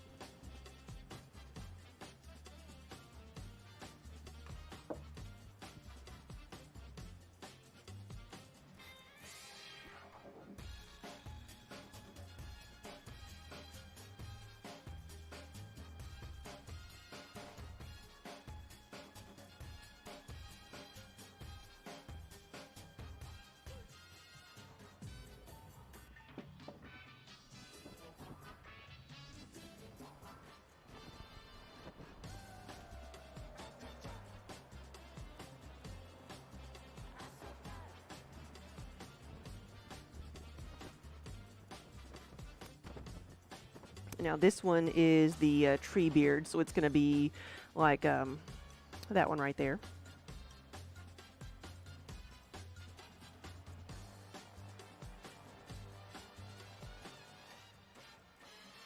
And while I've noticed like the sea spray being like a runny glaze on top of the black, which is fairly stable, is like it runs but not like a scarily amount. Like this is a scarily amount of running. Like I have to be really careful with this because the chicory is a bit runny, and then the sea spray is runny too, which is why like on that chip, like you can see how much I'm glazing this. I'm just doing it on the rim, and it runs like over halfway down the mug. And I like that effect. I like the way it looks. It's just I've got to be careful how much I put on here and hope that it doesn't run too much. That's where even if I, you know, think I know what I'm doing, the kiln can still surprise me. Because if it runs too long, then things might run more than normal, or if it runs a little bit short, then runs a bit too fast, then things might not melt enough, so the colors may look a little bit different.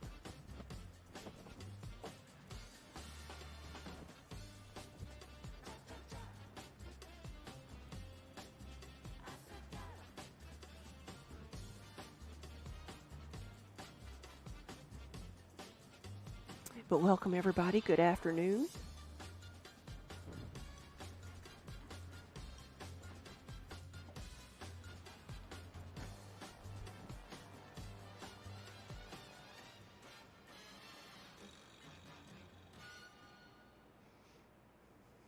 Welcome in, as we are just having a glazy afternoon, adding color to the pots.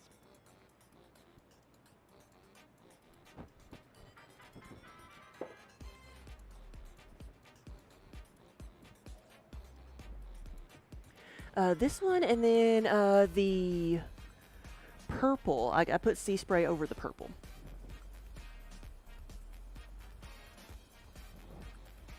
And the blue is just by itself. It doesn't get anything else. And then I'll need to get the red out to put over the black for the bloody pieces.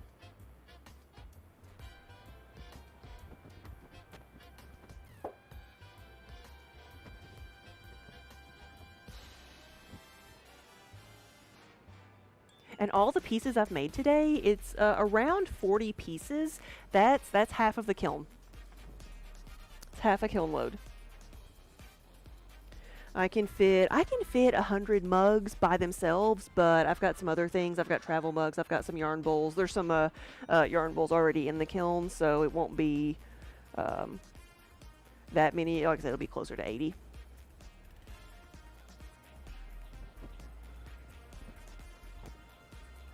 It's a good average when I have a bunch of different shapes and sizes in the kiln. Is about 80 pieces if it's mugs. At the very least, it's usually around like 60 if it's a bunch of bigger pieces.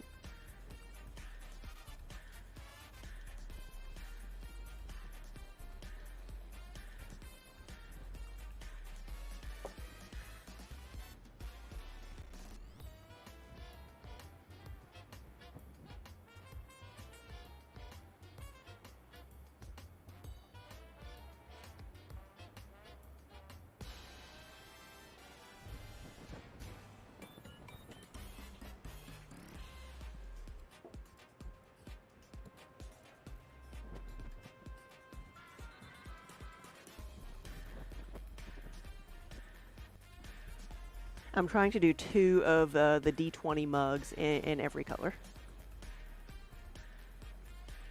Except the solids. I'm not going to do the solid colors. So I can't say every color.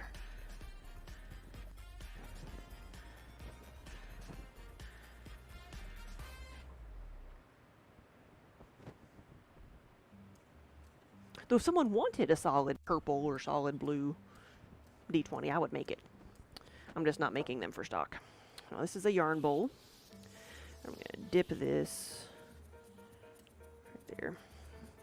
And I'm going to try not to drop it. So keep your fingers crossed. I'm just going to hold it like that. Because putting my thumb into the yarn bowl hook gives me a good little place to grip. And if I really need to, I can like put my hand on the inside to support it.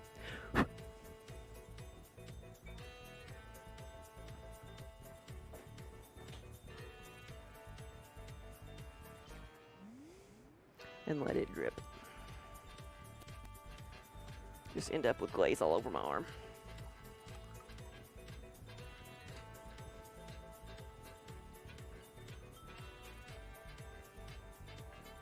But this is going to be the sweet pea color, which is the top corner here. It is the green, blue, and purple.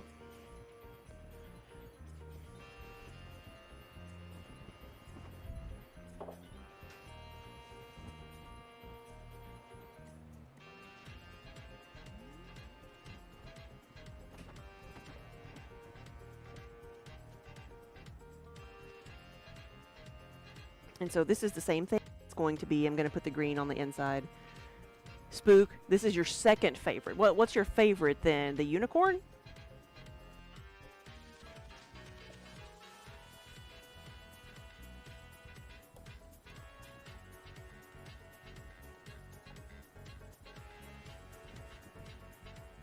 Whoop, that one landed on my toe.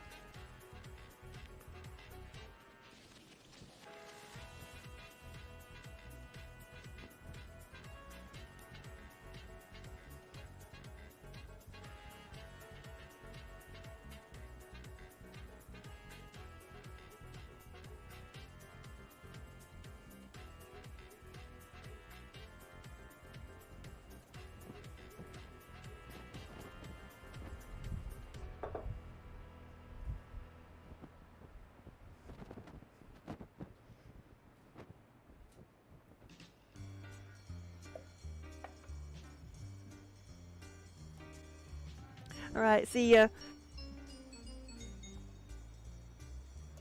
Oh no. Whew. Well, that one's done. The handle broke. And it didn't break completely off. Gotta put as much of that back in there as I can. I need to get another purple one. But yeah, I was holding it and the handle popped off. Set it aside so I know not to fire it. Because what happens, like when if the handle breaks a little bit down here, it's very like tempting to say, oh, let's just cover it with glaze and maybe it won't, like, you won't see. But like in the kiln, like the pot is going to shrink a bit, and so any little crack is just going to get bigger.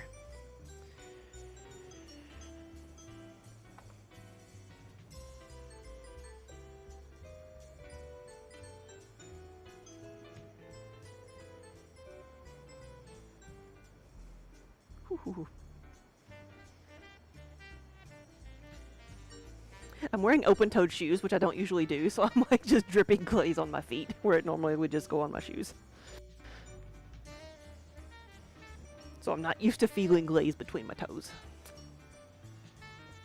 Lita's come to say hello.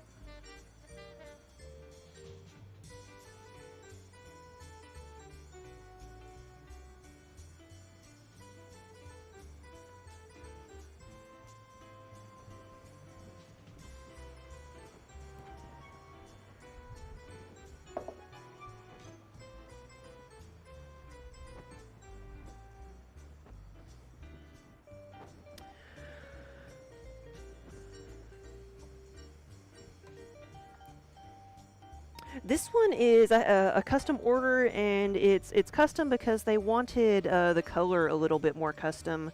They wanted it to be all blue and no purple. So I'm brushing this on here because, especially around the bottom, because I don't want it to be too thick. I told them it might be a little bit more purple on the bottom because I don't want it to run that much, but I'm making this like a little bit thinner here, so. And I'll do the handle last once everything else dries.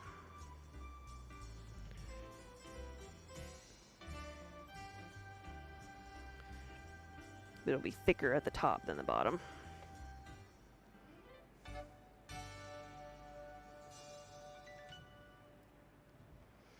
And I'll do 2 layers of that too, but so we'll see how it looks. Experimentation. I'm like, I think this will work. And if we end up with a runny blob of glaze instead of a mug, then I'll try something else.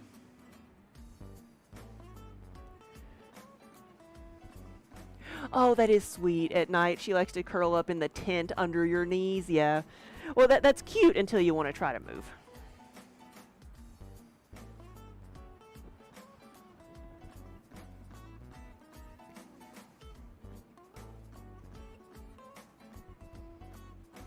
We dry yet? Almost. Dry enough I can do the handle. Sometimes the handle is where things run the most because if there's a lot of glaze there, it just like runs right down the edge. Because sometimes a lot of glaze will pool in the corners and be thicker than you realize. So.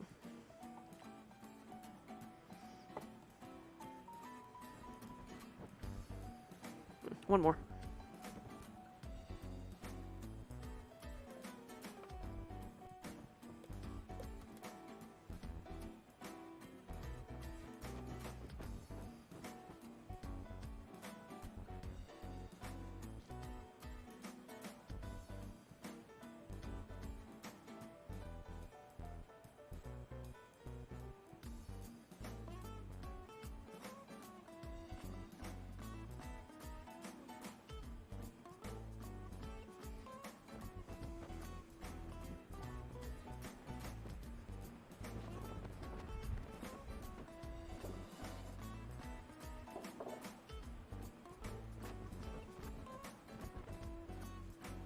And then this one, I think I can at least do 1 layer on there.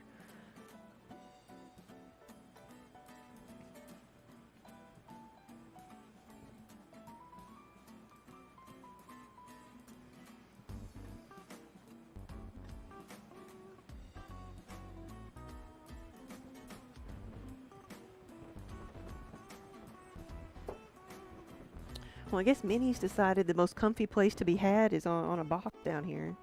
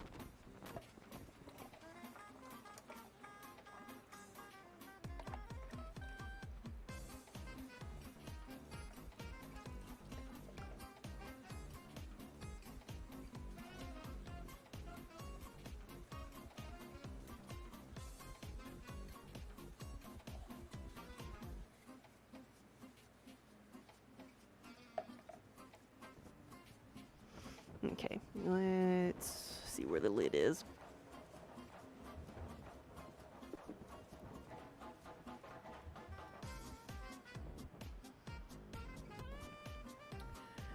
Got a few more seconds of add, and then I gotta decide what I'm gonna do next because I could put some of this in the kiln because like some of the solid colors are ready to go. I need the red. That's what I need, is red. We can do one more thing.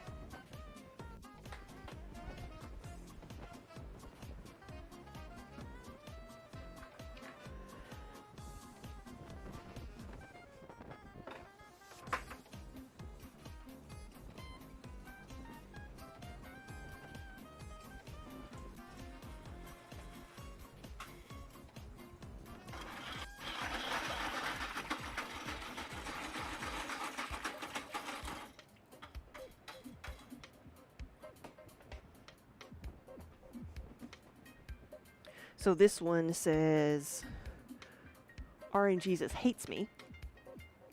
And I remembered to make a 1 on there instead of a 20.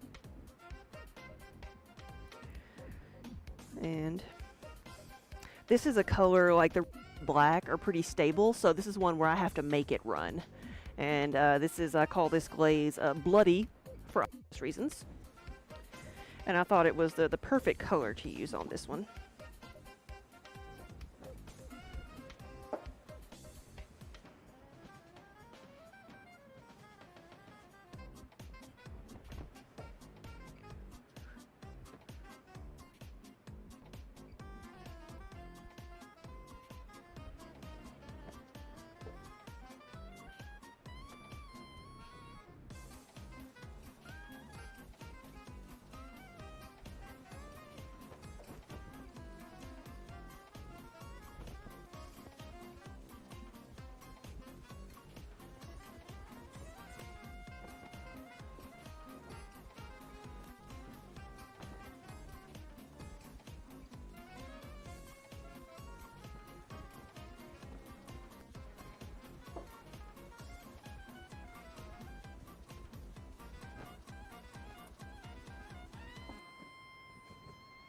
I've got one in the kiln right now.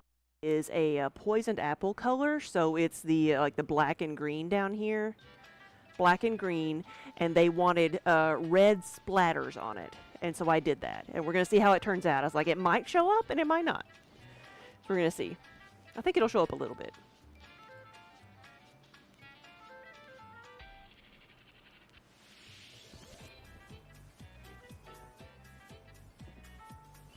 Actually, I've got a poisoned apple one over here, I think.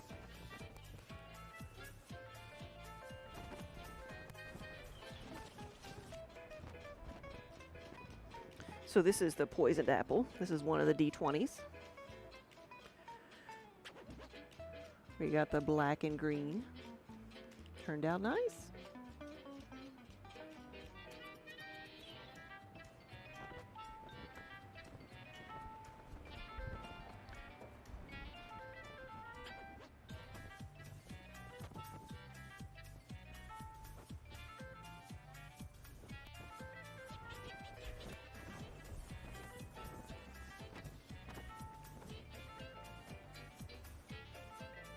It is. It is not one of the like ones that stands out a lot, but it is a popular color.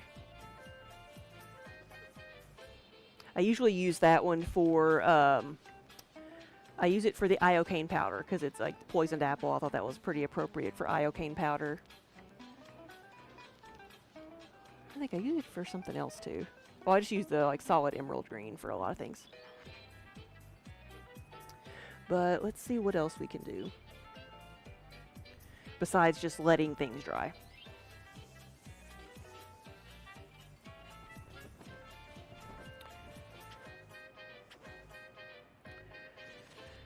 I had denim blue over here earlier. Jade and iron, red and blue, gray, sea spray. Oh, it's way over here.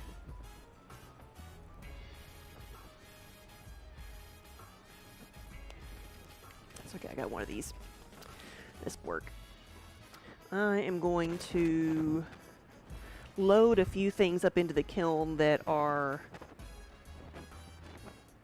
ready to go, that don't need anything else.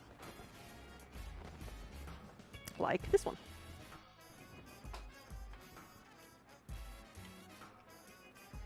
So these two colors are dried. I just wipe off a little bit on the bottom to make sure that, you know, nothing's going to stick. Make sure everything, there's no little drips on the medallion. And then it can go into the kiln.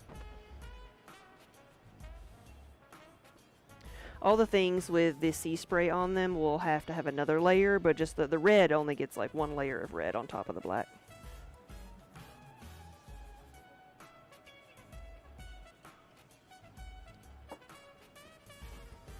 It's the board of anxiety, because we precariously perch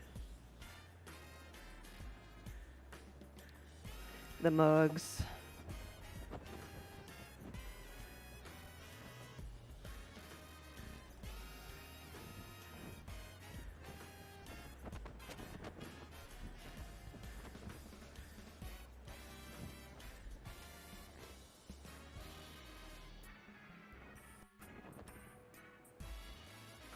Clean this one off to reveal a dragon.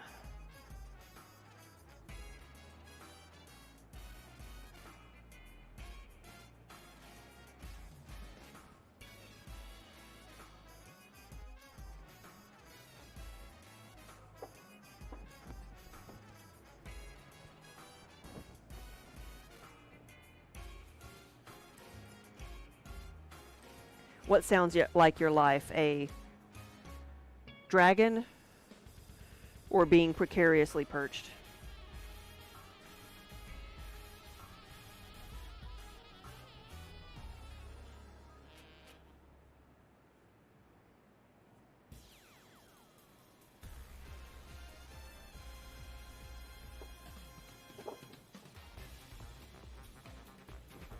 Oh, anxiety board.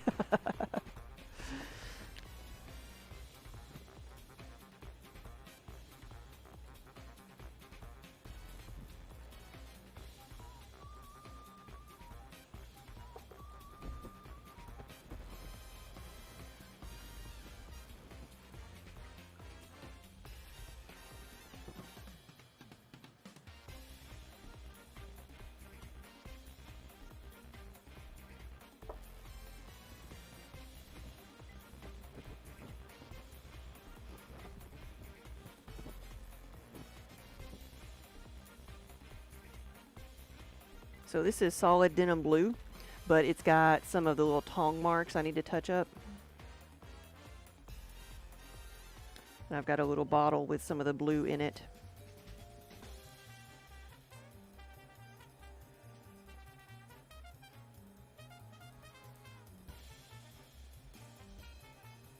There we go.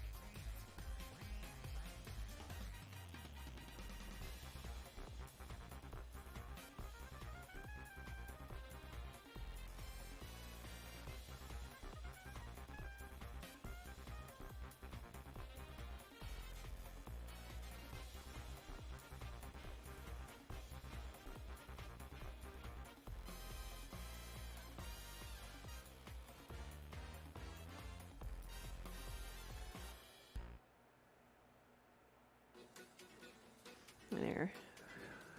We have a police box.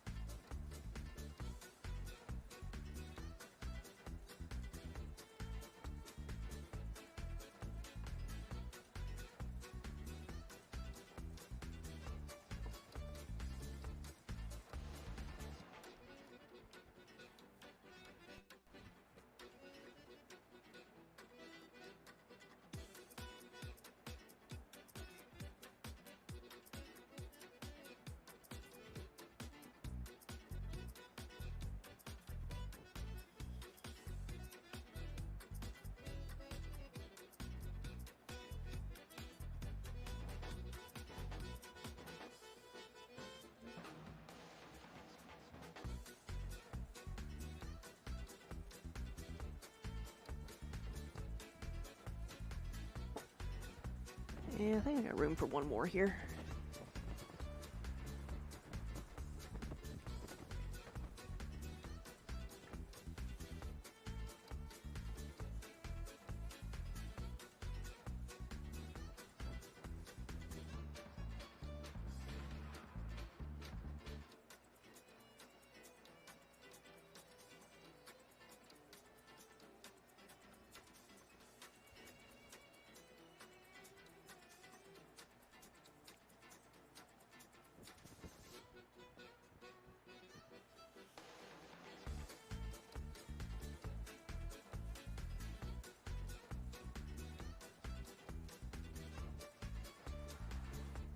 Here we go. All right, Spook, don't look. Here we go. Wish me luck.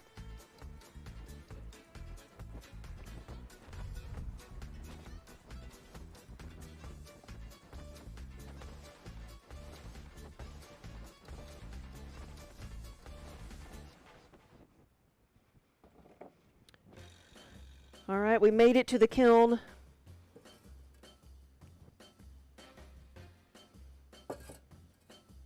Without tripping over anything.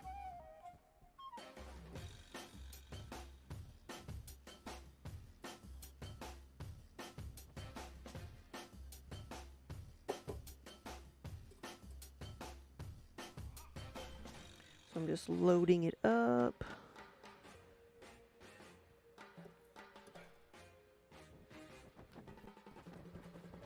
Let's see, I find some stilts.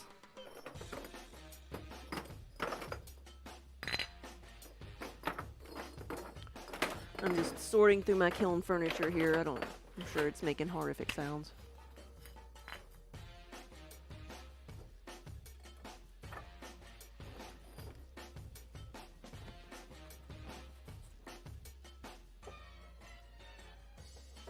Because I can put 4 layers in the kiln, so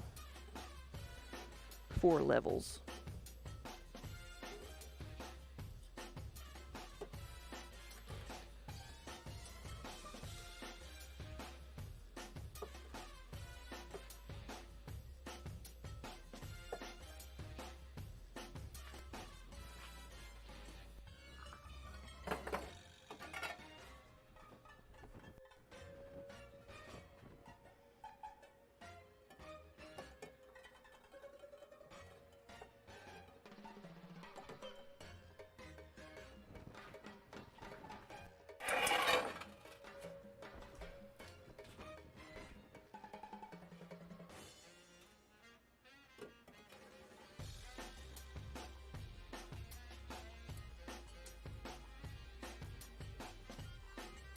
Well, Minnie came to see me.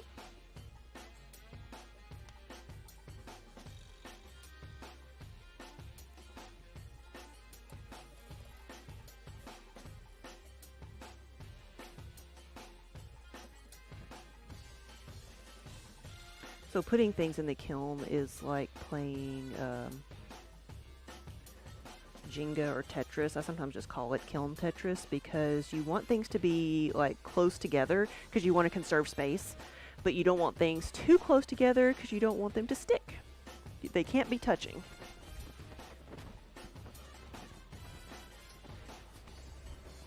So it's kind of like putting a puzzle together.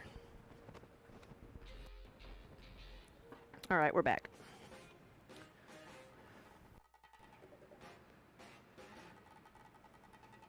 Yeah, I say don't look, but obviously you have to now. Yeah.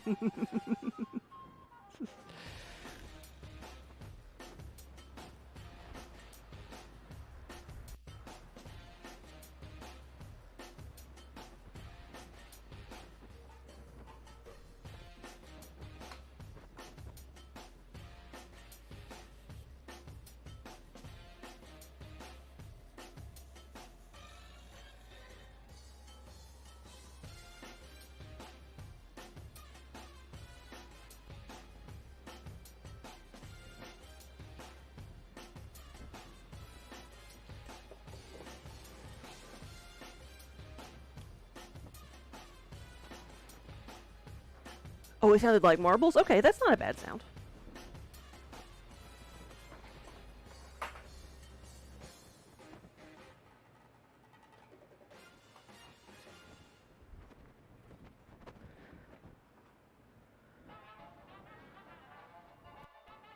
Oh, there it is in there. It's like I couldn't see this. Couldn't see my brush.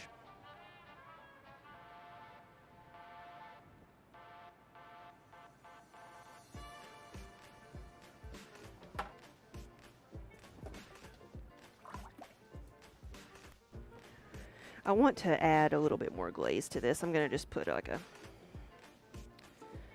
because I poured the glaze on. Just want to make sure it's all nice and even.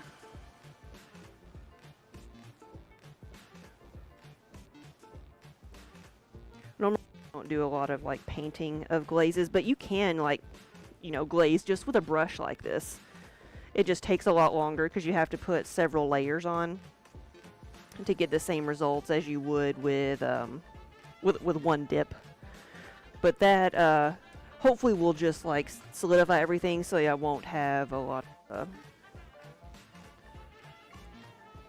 like a line. I'm trying to avoid having a line where I dipped one side and then the other.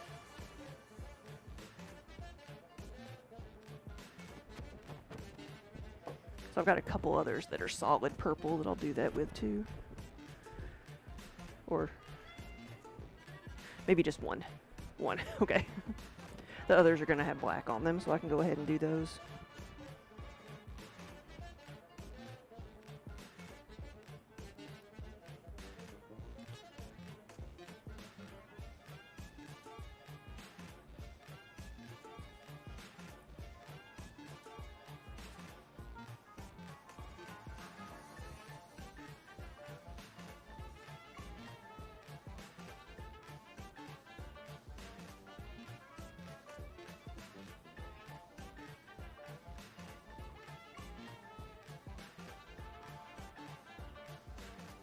There we go.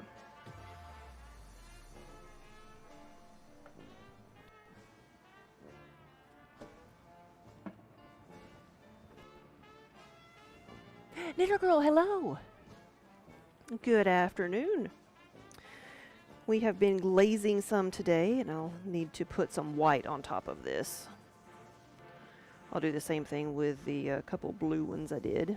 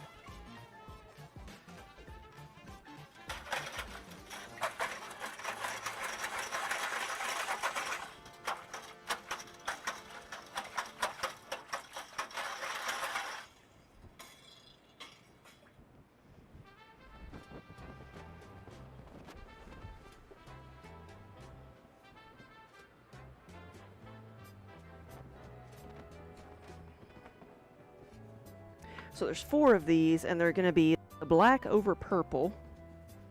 It's very similar to the bloody, it's just black on purple instead of the red on the black.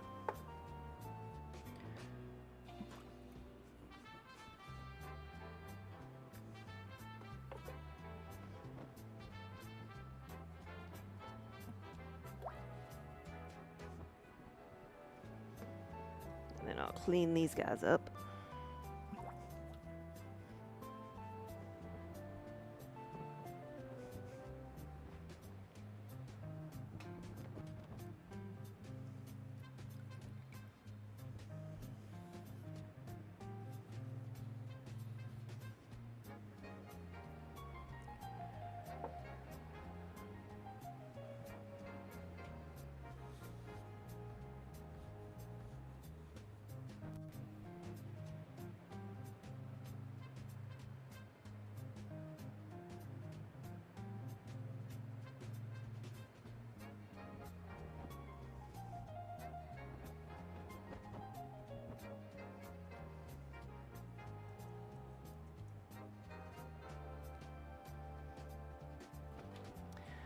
Put a little bit of purple on there.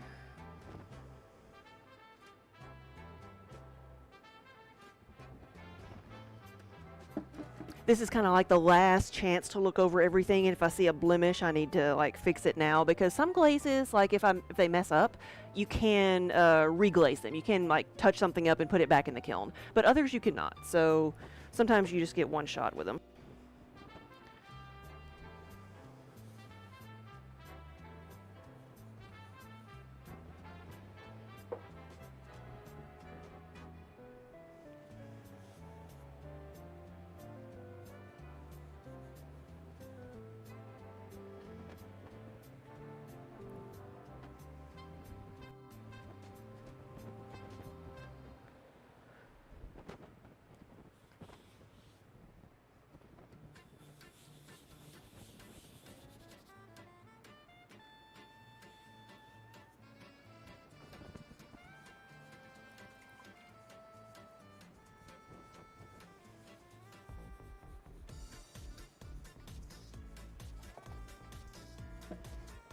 And this is the solid iron, so it doesn't need anything else either.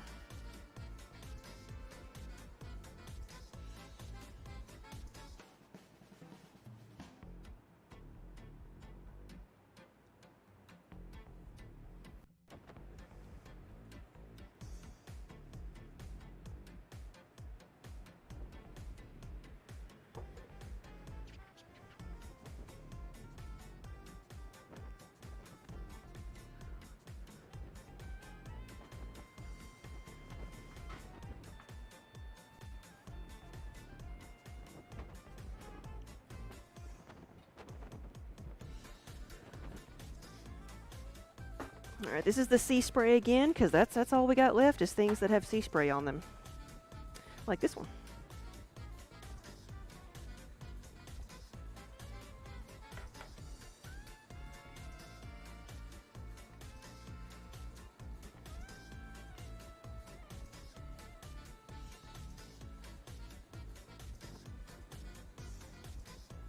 So I'm going to put just another brushed layer on this one, because this is kind of an experimental piece. I'm going to do a bit more at the top, because I know it'll run. I just don't want too much to be at the bottom.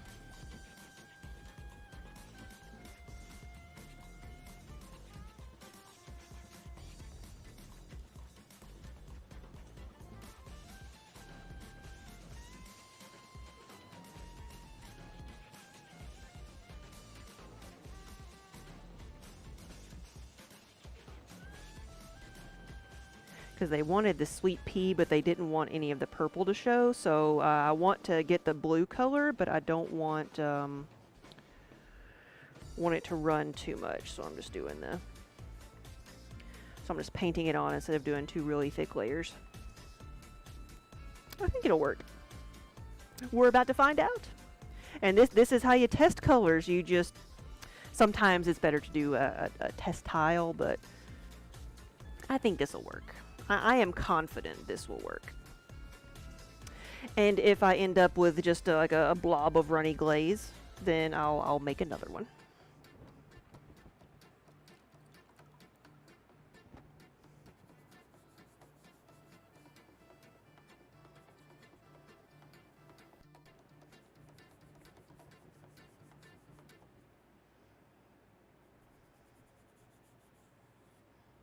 There we go.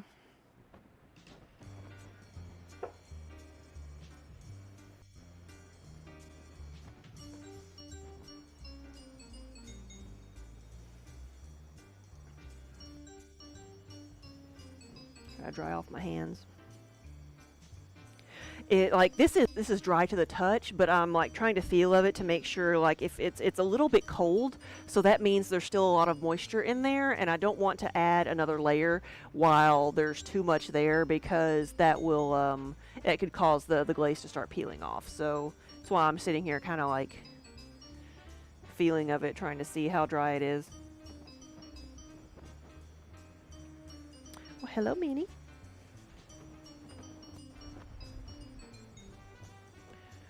I think I can work on this yarn bowl a little bit. I think I'll do it the same way with brushing it on.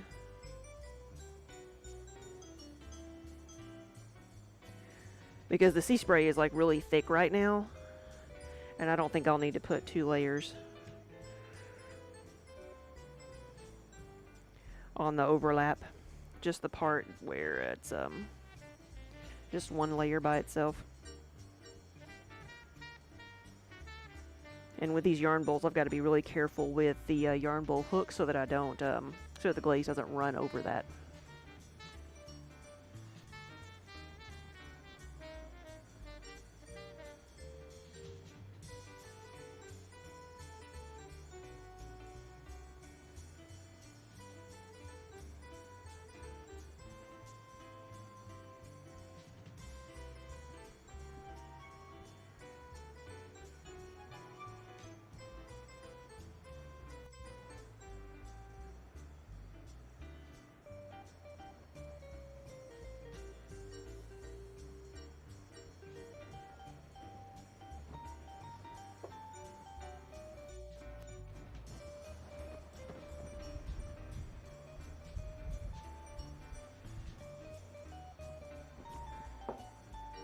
Alright, I think everything else just needs to dry a little bit more. I'm going to go take these over to the kiln and see how much room I have left, because I may not have room for everything in here.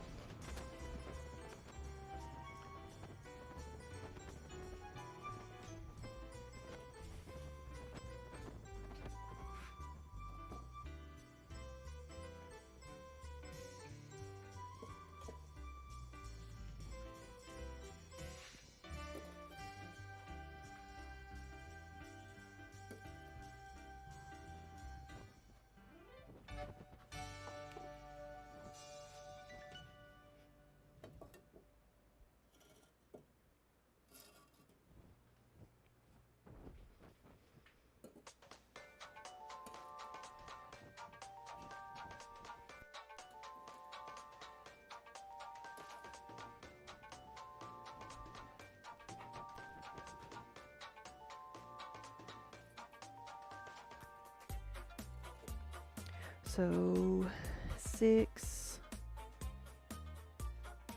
I think I can do about 10 more in here.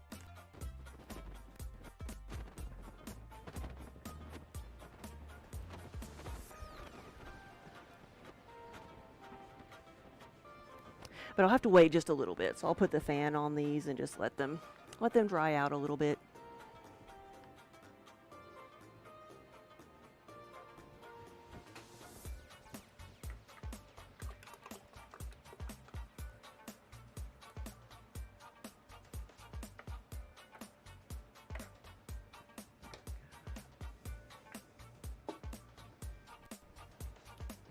So let's see.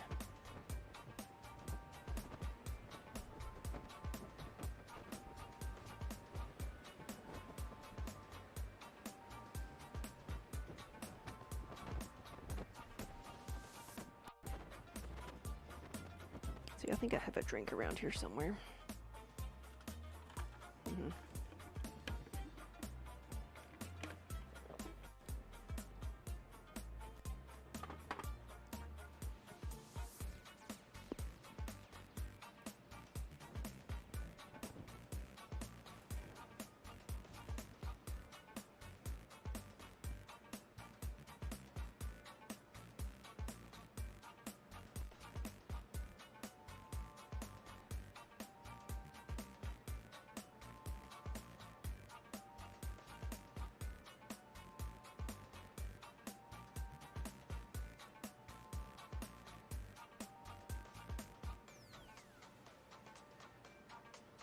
So let's see. Knitter Girl, thank you for the sub. Crystal Wolf, thank you for gifting Knitter Girl a sub. That is so awesome. Thank you. No more ads for you. Well, guys, I'm looking to see who else is on right now. Because, let's see. Because I'm at a good stopping point. I've got to do a few more pieces to go in the kiln, but I'm at a stopping point right now because I've just got to let things dry out. That's like so much of the ceramic process is hurry up and wait. because there's, let things dry, let the kiln heat up, let it cool down again, and then go. But I think we're gonna go see Woodcraft by Owen because haven't been able to catch them live in a while. So let's go say hello. They're doing some woodworking today. That's what they are, a woodworker. They make a lot of pick a little bit of everything, but a lot of like wooden like jewelry pendants and such, and pins. So thank you so much for watching. Thanks for hanging out with me for a little bit. I know it's been a bit of a shorter stream, but that's kind of what all I had to do today. So thank you guys. If I don't see you again, have a wonderful weekend, but I should be back tomorrow doing more of the same. So I will see y'all later. Here we go.